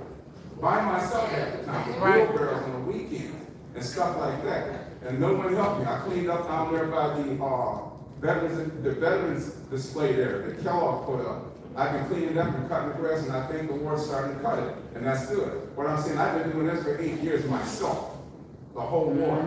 And I'm glad this organization coming because we need a little, a shot in the rear end to get us moving. So I'm gonna say this here, the garbage truck's coming down Canyon Boulevard for the longest, and I hope that camera, who's ever watching it, will take a look at the camera, look at those garbage trucks. They're tearing up Canyon Boulevard. They're coming down from Halsey Street, and they go all the way down to Ben Sims and they make a turn. They use Harvey as a route for their trucks. And like I said, they're tearing up right in front of my house, and I'm getting potholes. And the other thing is, we should have at least one Zoom meeting for each ward. We should. Each ward should have at least one Zoom meeting. You should. And I appreciate any older person who has a meeting, I don't care how they have it, I appreciate that because you need it, and it doesn't have to be a city hall. Because these meetings are supposed to be private with the citizens anyway. The other thing is here is home ownership. Young people need to find out a way to get into a house. I understand the gentleman gave a great speech about homes. But as of yet, I haven't seen where a young couple can come in and live. And we need to concentrate on that meeting between the citizens and the city to have an agreement of the abandoned houses that are available and they would like to see. Give them a tour on the bus and say, would you like to get this house? And yeah, let's see how we can get it. Why give thousands and thousands of dollars to people who don't live in Harvey and let them come in and soak the money out of our ward and we can't have the funds to take care of it? That's right. We need people in the board being able to control what's happening. That's everything. Thank you very much. Thank you. Yeah.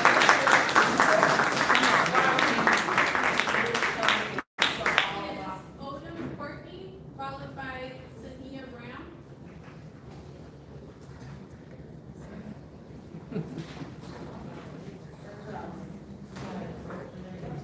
My name is Sanaya, not Shania.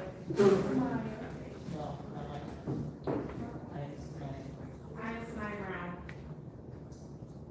I am Courtney O, and representing the youth. And here is speaking to them. We're representing the youth. That's right. Okay, so one of the things. I'm sorry, the youth, what are you talking about? Oh, we're coming from Thornton Township. Thank you. Okay, So so. 205. Yeah. Okay, so we was at, can we ask you a question? Okay, so, we've been talking about like trying to do something new, where trying to help take down abandoned houses, trying to help bring stuff in the community and take some bad stuff away from the community. Like, I feel like we should start making the community safer for the youth and the kids our age. And, the young people who are currently in elementary, as you know, we do have 2 elementary and 1 middle school on every block, with the one down in Lexington and the other one over here by Thornton Township. And I feel it louder. I feel like everybody should make Harvey a safe community for the kids and the youth, because we should not have grown men who are currently homeless coming up to us kids asking us for stuff. And I think we need to work on taking down some abandoned houses because of the amount of drugs that are being sold to the youth and the kids that are in our community. And this is another reason why we also need to help our schools out, because I feel as if District 205, we need certain work done around the building, and we also need everybody as a community to help and come together and be adults that are 30 plus years older than us should come together and help make this community safer and have these kids outside being active. I want them to be in sports and having other things going on outside. Yeah, we can't have that when adults in 5 minutes is We're trying trying to to argue. argue in fights. Or we're trying to have a meeting. But I also feel like we should, like, I feel like adults should take responsibility for what they do. Because after what happened earlier, I feel like some of these people here is not being adults. But at the same time, we do need to bring stuff to heart, we need to bring people together. We need to clean up our community. We can't try to bring business in when the community look like trash. And it looks like Chicago. And we're supposed to be the suburbs. This is the suburbs, not the city. This is Harvey, Illinois, not Chicago, Illinois. This is the suburbs, not the slum. So it's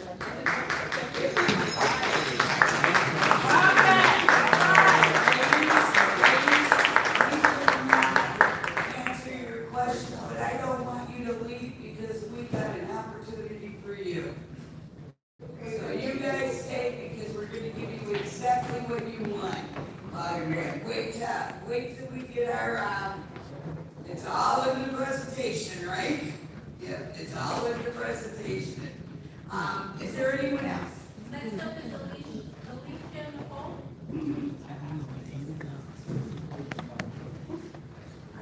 Yes, hi, good evening, everyone. First, I want to thank the young ladies that are up here speaking at a board meeting. I'm I'm not even sure if they have school tomorrow, but they've chosen to come here and make their voices heard.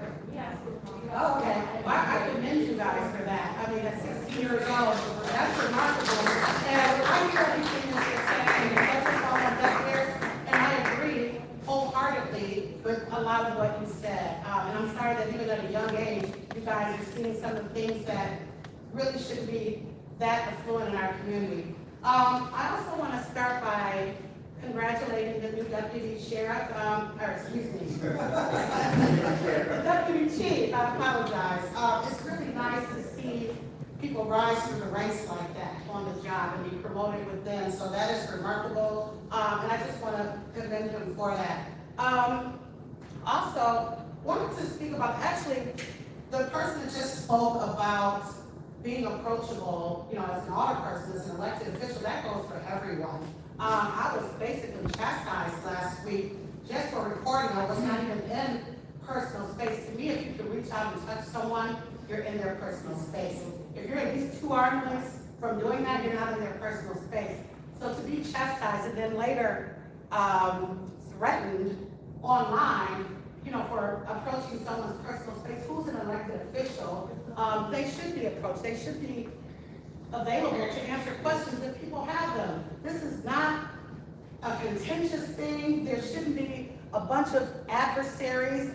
Everyone can have their own opinion, and we do not have to agree with each other. We don't have to like the same people. I've said that before, and I'm saying it again. Having said that, before I run out of time, you know, I just want to, I hope that the dancer is over, but I want to take a moment to, for one, talk about Mrs. Rogers and how well she's doing as the clerk. I also want to ask you guys, give this woman a chance. You do not know her story.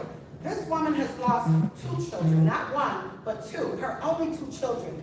I heard a couple of YouTubers, one in the back, that made a mockery, that actually laughed at that, like that's funny. Somebody losing 2 children and still being able to exist.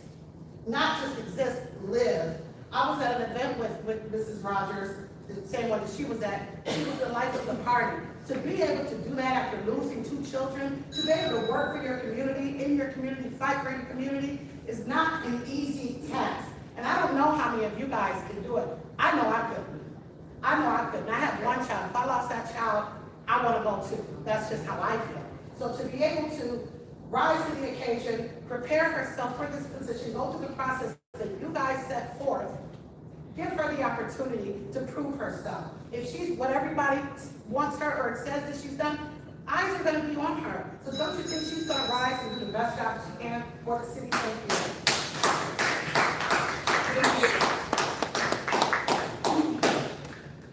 Okay, we start moving right along. Alderman comments. Alderman Rogers. Let me tell you about the comment. My phone number is area code 708-516-2276. If you need to talk to me, you'll never get a voicemail. That's the end of my comment. Can you repeat that again, please?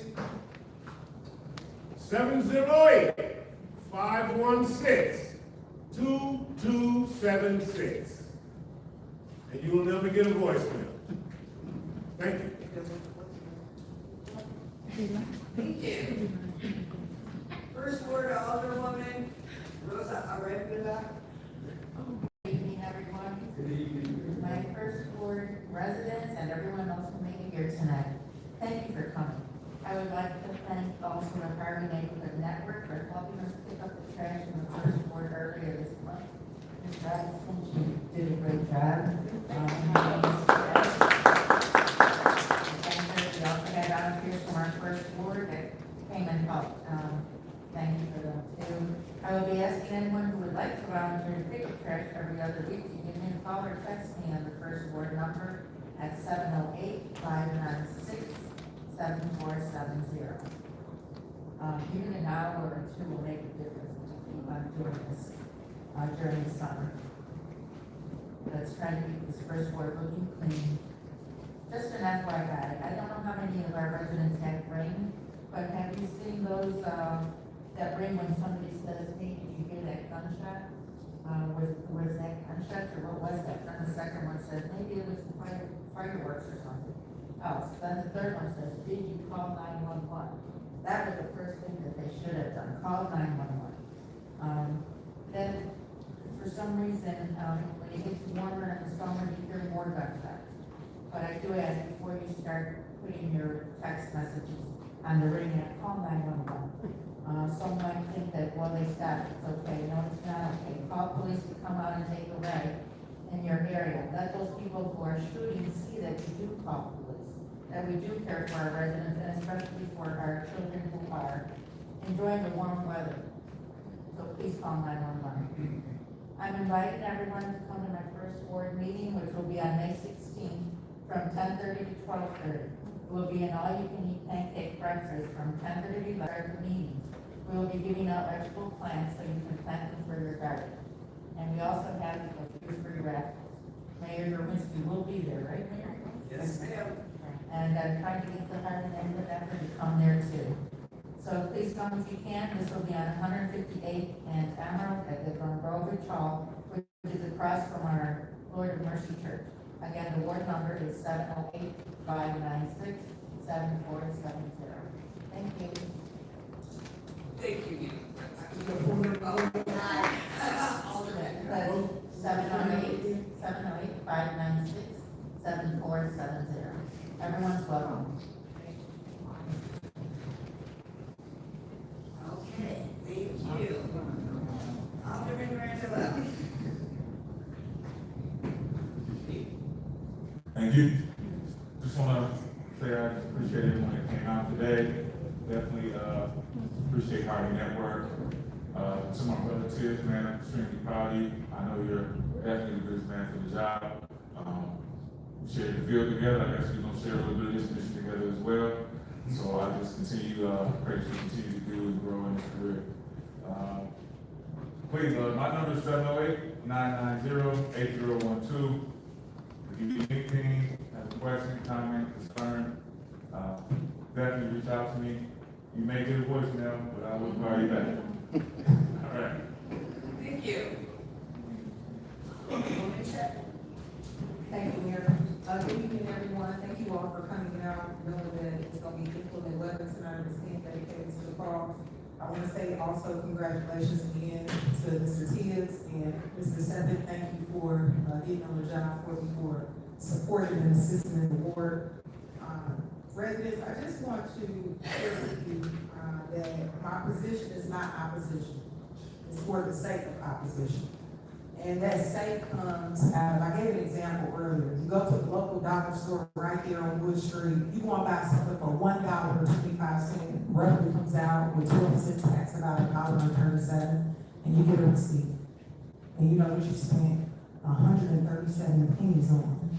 And I'm just simply asking across the council, what you heard me promote earlier in the finance meeting was a resolution to just say anything over $10,000 that we take a deeper dive into it. And the reason for that deeper dive is when I looked across the bills list for April 13th, that was $742,000 spent. And when I looked at the bills list across April 27th, that was $3 million spent. And understand that nice things take money. And we are the cream of the crop. Beyond what our community looks like, I can look at the souls of our people. And because your resilience has kept you here, I know that we're on the route of success. But with that, we must have the belief or a paper documentation or something that upholds the cost in which we're allocating out. And that is simply my ask. And or we could take a baby step. Let's maybe have the finance meeting on another day to the finance committee so that we will have more opportunity to speak long and through around cost-effective measures and ways in which we can reallocate monies that we're allocating elsewhere into things that are necessary, that are most necessary for the community. I'm in favor of understanding today. I voted yes because it was understood by my point of information, confirmation from the mayor that we're not seeking anything further than a feasibility study. So I'm okay with that. But that's the way in which we should do everything. Let's bring everything before the people Because this is not the people are the people that are upholding us, they're paying us, everything in this room is because of the people. I wanna really acknowledge these two young ladies. I had a grand opportunity, in meeting Courtney through Sanaya, both sophomores at Thornton High School. Sanaya went down with me 2 weeks ago. I took 33 students, all expenses paid on behalf of Southern Illinois University, my alma mater, on a college tour. And out of that 33, we got 5 that's gonna commit to SIU, studying aviation, engineering.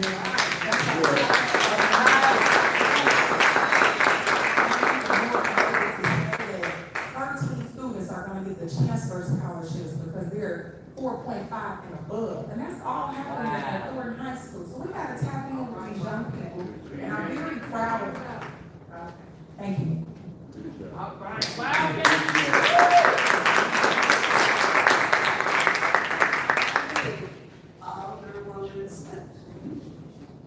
Good evening, everyone. Democracy. What's good about democracy, I freely speak to be able to say what our belief is and what our moral will is to be.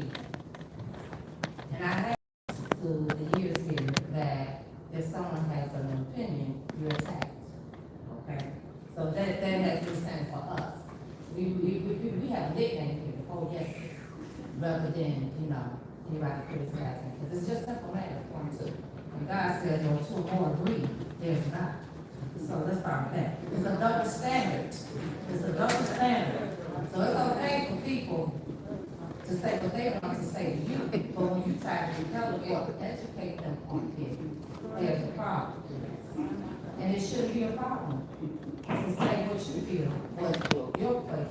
So like I say, I told everyone, those who may not have been here at the earlier meeting, there will be monthly meetings, the 3rd Saturday of every month, where you can learn how TIFs are done, how grants money, how they work. Because it's things like no matter how we explain it, it's still pushback and fighting and not working together. Because we have selective on what we want to tell the truth about, what we don't want to tell the truth about. Now, we have someone who has FOIA the city like 3 times in one, and it's not because nobody's not doing their job, it's because we are short of money, we only have one person doing the job, and you purposely are doing it on purpose to make cost of money. I don't understand why nobody's not in an uproar about that. Nobody is, but nevertheless, that's money we can use to cover up some of them potholes or cut some of these lawns. Still nobody's got that part either. And so we selected, and when you get those 4 years, the receipts come with those. The big important work that y'all say, receipts. Receipts are with that. But we're selective in choosing what receipts we show and receipts we don't show. And then it's to the point where when you are not allowed to say what you want.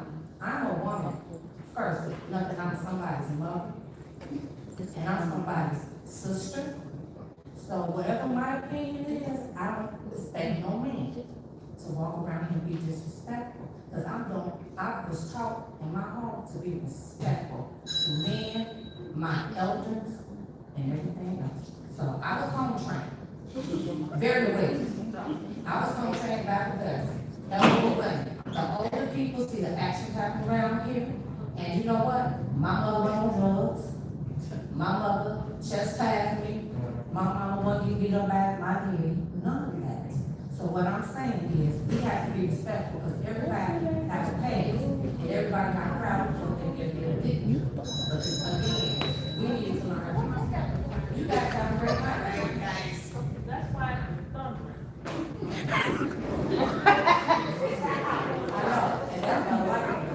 All right, now go back to the room and your officers are there. Okay, one more, and then I'm gonna make it quick, because I don't know if you guys are here, but I got quite a bit here, so I wanna make sure we're all transparent. Alderman Keys. Thank you, ma'am. I just want to start. Something wrong with your bike. Just want to tell thank you, ma'am. I heard some notes taken down, but I'm sure.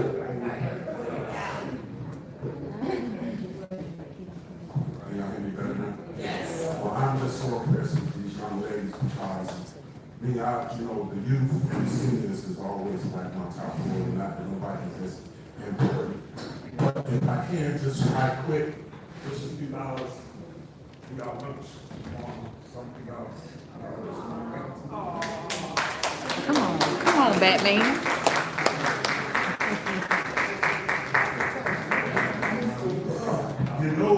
Just working out, I feel like we're not. But, now, just saying, I really appreciate it because they put their effort, and how many children do you know that go to high school that's gonna come here and spend their time in the council meeting? They could be doing a whole lot of different things. I really thank y'all, and y'all really just keep it coming. First of all, I want to give this to Deputy Chief, right to the Chief, I'm sorry, well, Deputy Chief. Deputy Chief, Tibbs. I'm very impressed on the fact that I think we got it right this time around somebody from within. Also to add to that, for me to just see the faces, I thought faces in here, they had jobs to do. We have employees that were either forced out or pushed out or whatever and left and became chiefs. Went from police officer or sergeant to chiefs of police. But they came out here to support them. That was a good thing, and we need to keep it going because we all need each other. You can take a person's job out of the city, but you can't take the city heart out of a person.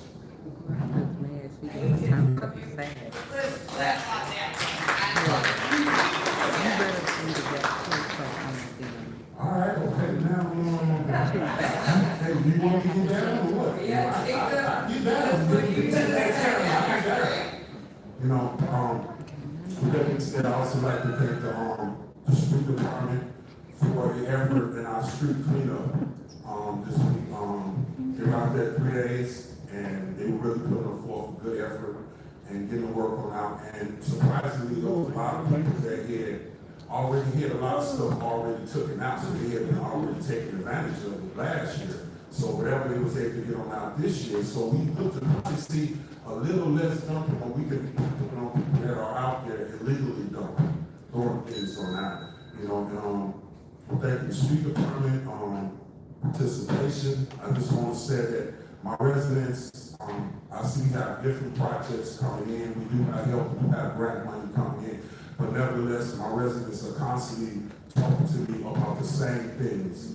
It don't matter what's coming in or what we're trying to do, it still takes time. They're still talking about these vacant properties, these potholes, these street lights, these alleys, everything like that. And I think we need to work on doing something like that first. Thank you. Okay, I'm gonna talk really, really fast. Okay, I just want to give up some updates here that I have, staffing updates. Several employees have been reinstated as an effort of ongoing straightening the city operations and restoring the departments. We are cross-training management team to ensure we hire in more staff. So what that means, what I said before, when we went through the layoffs, right now we're bringing up the layoffs, and any position that we have, we're hiring from within, and we're doing less with less managers and more with the staff. So this is a good move for us. Senior engagements. Seniors are now utilizing the council chamber for line dancing and have established a book club and promoting community engagement and wellness. This is all free. Line dancing, if somebody wants to donate it, donate a couple dollars for the instructor, but this is no fee attached. During this time, we also have a coffee club, and that is on Tuesdays and Thursdays from 9 to 12 here in the city chambers. It's a pretty good group. City Hall has resumed back to normal hours, but in addition to that, I don't know if you remember, way back before 2019, we used to be open until 7 o'clock. For all the people that had was working late, they came in at 7 o'clock to pay their water bill, or 6:45, or get their vehicle stickers. Well, guess what? We're back to 7 o'clock on city council meetings. So 7 o'clock, this should help the adults that are not available during the day. Resident strategy, soccer tournament. We are bringing back, Clark had set up the mayoral cup. And this is his project. He started this since 2019, and it has grown. And there is a list of people. So this is Clark's Mayoral Cup, a soccer tournament. It's going to take place on June 13th and 14th from 8 a.m. to 5, and it costs $30 per participant. I'm telling you, it's booking up pretty fast. So that is another one. Have anyone noticed what we're doing in the front of the city hall?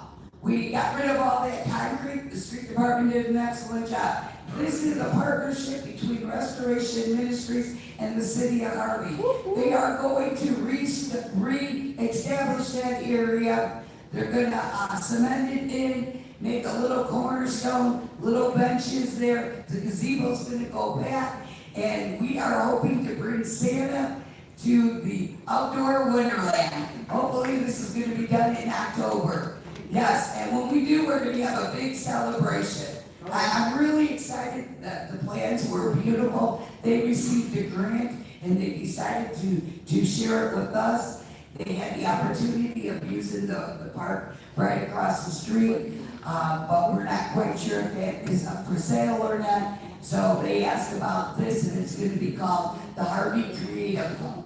It's gonna be very, very nice. I'm very excited about that. A big shout out for all the aldermen. They are really keeping my Saturdays busy by inviting me to their board meetings, and I think they've been quite successful. We talked about that letter that came out, the distressed cities. When I addressed it then when it brought to our attention in March. I was going to bring it in on last meeting, but as we know who was in attendance, we lost power. That distress letter came out, but it didn't put us in a crisis because we knew our odds were limited. It's just providing us more opportunity to apply. A distressed city, nobody, especially the state, and I will publicly say that, wants any city to become distressed because they do not have the funds to take over. But this brought our city attention. And I was able to go to Springfield last week, maybe 2 weeks ago, and I'm going to Springfield tomorrow to beg and talk to the House senators to get bills passed so we can get some assistance here. In addition to that, we're going to invite all the elected officials mid-May to the city of Harvey for a tour. Because my presentation was live as a resident of Harvey. What does it take? Yes, we have potholes.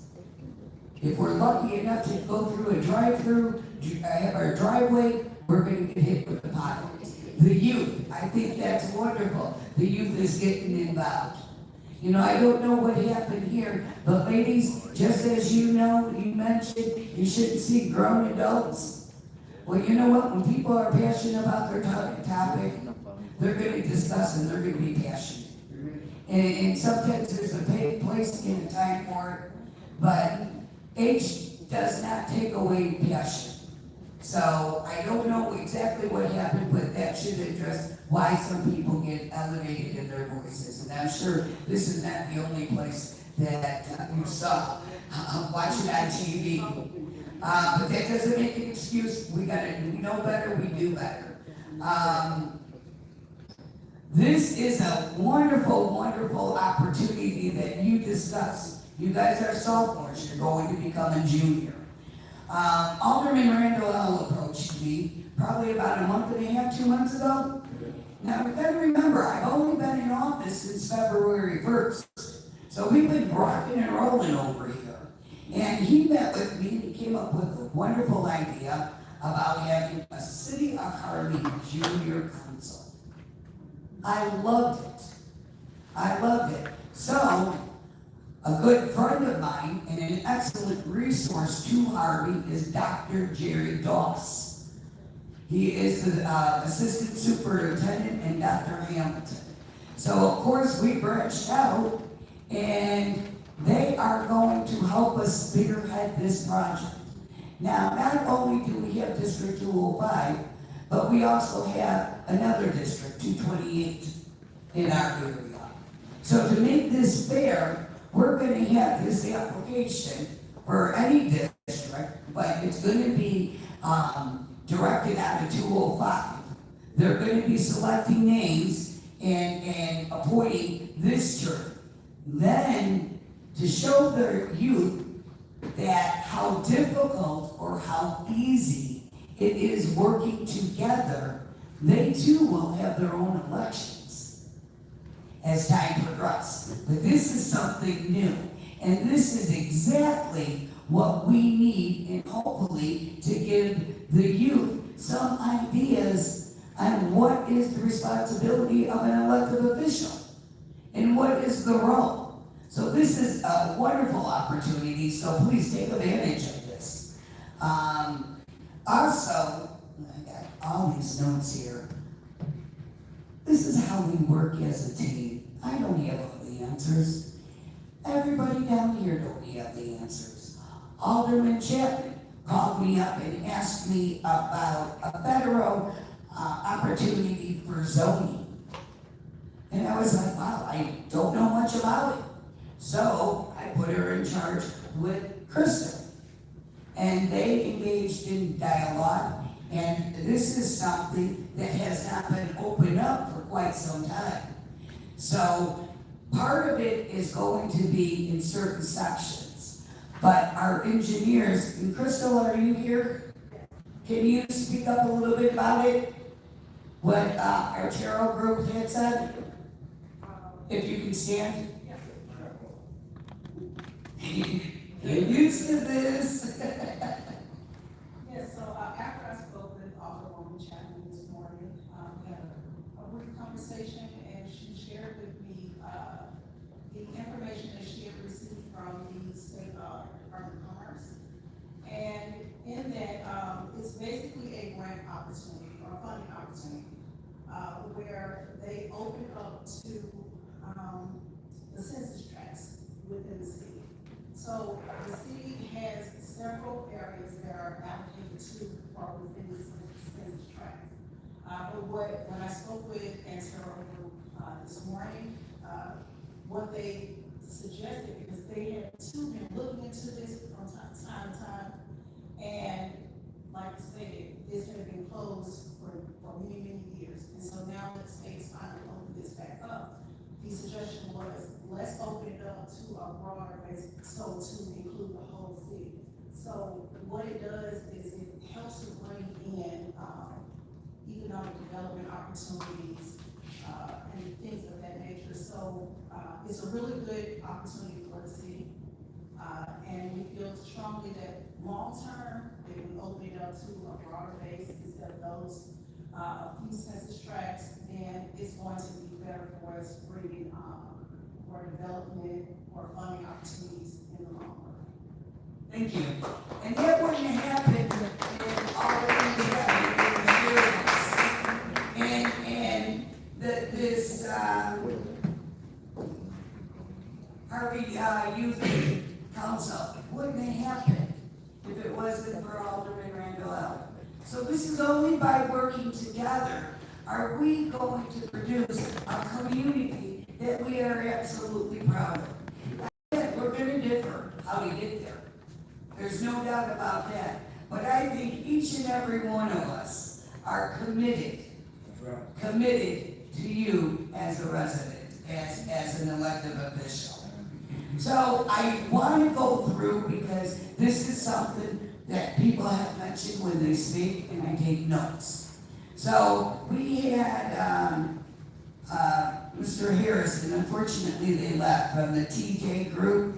Yeah, they did have a resolution for 5 properties. If you indicated what the attorney said, he said all the abandoned properties in his presentation. It was not for all the abandoned properties, it was for 5 properties to begin with. And within that, there was nothing completed for that whole year. For December of 24 to December of 25. One property, he said that he did not get deeds. He did in fact get a deed. He got the deed to the property that he put in-house that everyone has a flyer for. This one. This is his property. He is selling it. And it's a very nice job. He did a beautiful job. That is not the question. The question is why have we put a hold on it? We do not have an economic developer. Here's our choice. We have $5. Where are we going to spend it? On future? On properties? Or are we going to spend it on lights, sidewalks, potholes, and resources? So right now, I'm going through everything with the Southland Land Bank. Anybody that will offer us some free knowledge. So I put that on hold. We're setting up a committee. Those of you who know, Mashawn Hobart handled the Med Mile, did a tremendous job in the last 3 years. He is going to concentrate and be a part of this committee. We are going to look at in-house talents. And we're going to figure out what we can do before we can spend the money. Now, if this is something that we want, great. But I can't answer, this company does beautiful work. Oh my God. Go through Phoenix. They put a home up in Phoenix that is absolutely gorgeous for $600,000. Now, come on. Come on, pay Cook County taxes, and you're going to buy the beautiful home. And granted, go through Phoenix and you'll see a lot of beautiful homes, a lot of land. Well, you know what? We can do a lot more with our land. And housing is very important. But I'm sorry, I would rather have 3 homes at $200,000 apiece versus 1 home for $600,000. But that's my opinion. So I just put the economic development on hold right now. We have too many in-house problems, too many in-house situations that we need to get moving on.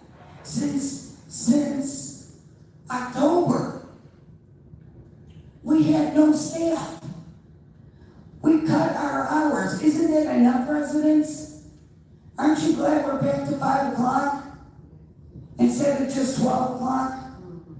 We're bringing stuff back, but things take time. I've been in this position since February 1st. And I gotta tell you, I couldn't be more prouder than this team right now. Because we are working together. Yes, we have our differences. We're gonna agree to disagree. But does that mean that we're always wrong? So I wanted to go through that. We talked about, I talked about potholes. Potholes. Guys, we're still in April. Potholes, cut grass, all that doesn't begin until April 1st. Our weather is deceiving. We get 80 degrees, and then the next day it's 50. Then it's pouring down rain. We cannot fill the potholes because we're just wasting money. We have to have the temperature consistent. Am I correct, Crystal? Rick. I didn't know you were there. I didn't see you. I'm sorry. Yes, Mayor. Would you please stand? Putting asphalt down when it's 80 and the next day it's 54 and rain, you'll wash all the asphalt away because it's water and oil mix, so it's breaking down. Can't hear you. Grab the mic. This is important stuff. So when the temperature gets to 80, 75, and we put asphalt down, and then like the rain is doing today, what happens with the asphalt mix is the water gets in it, breaks down the oil, and then it just basically, we just wasted $25 a bottle. UPM asphalt is very expensive, just like concrete is, but it's just, we gotta make sure that we get consistent 65 degrees. And also, some of the plants aren't even open yet. Some of the asphalt plants aren't even open yet because of the weather. So we rely on that, but we usually shoot for April 1st, and then we try to get it. April 1st or May 1st? May 1st, I took a page on here. May 1st, to start hitting the potholes and all the roads. Okay, thank you. So you know what, we're still out of the game. Because if you notice, previous years, we were still picking up, but we partnered up with Markham to come in. So we did 39 dump stops, dumps already, and we're in the process of still doing more, correct? Correct, we actually did more because they came in extra 2 days. They came in an extra 2 days. So we're really, really trying here. We're not walking around with blinders. There was a discussion about the gas. You know what? I may not respond to Facebook. That's another thing I want to say. I am so honored. Everyone wants to be my friend on Facebook. I'm not taking any new friends because I people that know me, and if you were from the first ward, I guarantee you're my friend, and they're texting me all the time, and they're messaging me. So we brought Alexia back. If you notice on Facebook, get onto the city of Harvey, because there's gonna be a lot of updates. We couldn't bring her back full-time, but she did welcome us by honoring us by accepting a part-time, so welcome back, Alexia. She does a wonderful job if you ever hear her voice overs. Yes, give her a hand of applause. Because she is definitely informing everyone. And if you notice, it was playing by the time you guys got in, so you guys could hear it. The gas leak, I saw it on Facebook, that there was a gas leak. Wow, I called NICOR right away. I called the chief, did I not, chief? And what happened on that day? Social media. Would you please get a mic? Was there a gas leak? Because I'll tell you what NICOR told me. Yes, it was a gas leak. Stand up, please. Yeah, please stand up. Yes, it was a gas leak, in front of the, 15400, the residents there. NICOR came out, they did verify that the demolition that was doing in the rear, it had nothing to do with the leak in front. The leak in front was caused by corrosion of the pipes. Two separate issues. Not true. That is not incorrect. Please, I did not interrupt you. Do not interrupt me. That's a lie. That's what the NICOR technician told myself. I asked him about that. And also, you can pull the incident report from NICOR to explain the same thing. Absolutely, please do. Because I gotta tell you, I got a call I called NICOR too. And it was not, according to what they told me, there was a gas leak, but that section was already closed down. So it was 2 different areas. So I just want to say, yeah, I'm grateful. Put your stuff on Facebook if I happen to see it. But other than that, go and call your alderman so we don't have to do this by chance. We don't have to be, on a Saturday morning, I'm drinking my coffee and I'm just scanning. No, it's a 50-50 chance that I saw that. You were emailed. All staff were emailed by me. You knew about it. Please do not interrupt. Then don't lie about me. Officer Griffin, Sergeant Bass. Okay, so anyway, we talked about that. We almost done. Stay calm. Economic development, District 205 talked about they wanted to board up houses. While I agree and I appreciate your enthusiasm, unfortunately, you are under the age of 18 and you could get injured, so you cannot tear down any abandoned homes. Now, if you have a construction department and your teachers want to do this as a project and they're willing to take the supervision, absolutely. But as far as anyone going on abandoned properties, you are not getting the city approval for liability purposes. Cleanups, absolutely. Safety, absolutely. But boarding up or tearing down abandoned homes, we cannot do that because of security purposes. But I appreciate your initiative. But you could get involved by becoming the general counsel. So with that, we covered a lot. There's gonna be a lot more covering, a lot more going on. Remember, 7 o'clock city council meetings. Mingle with the mayor is on what day, Alexia? Starts May 11th. Monday from 4 to 6.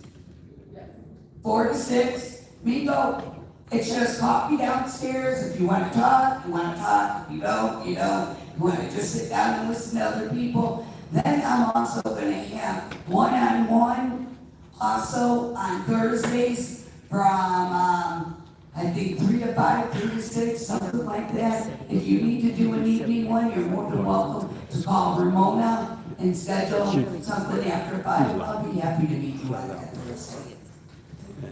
Put their hands on him. I did not hear it. Thursdays would be, I believe it is weekly. Mingle with the mayor is only on one day. All right, I need a motion to adjourn. All right, everyone say aye. Aye. Be safe, everyone. Have a good evening.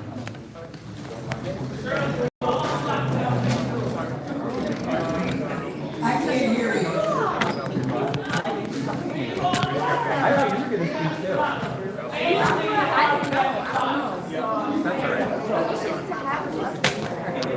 Yeah, I was gonna say, I thought you were at least gonna be up there.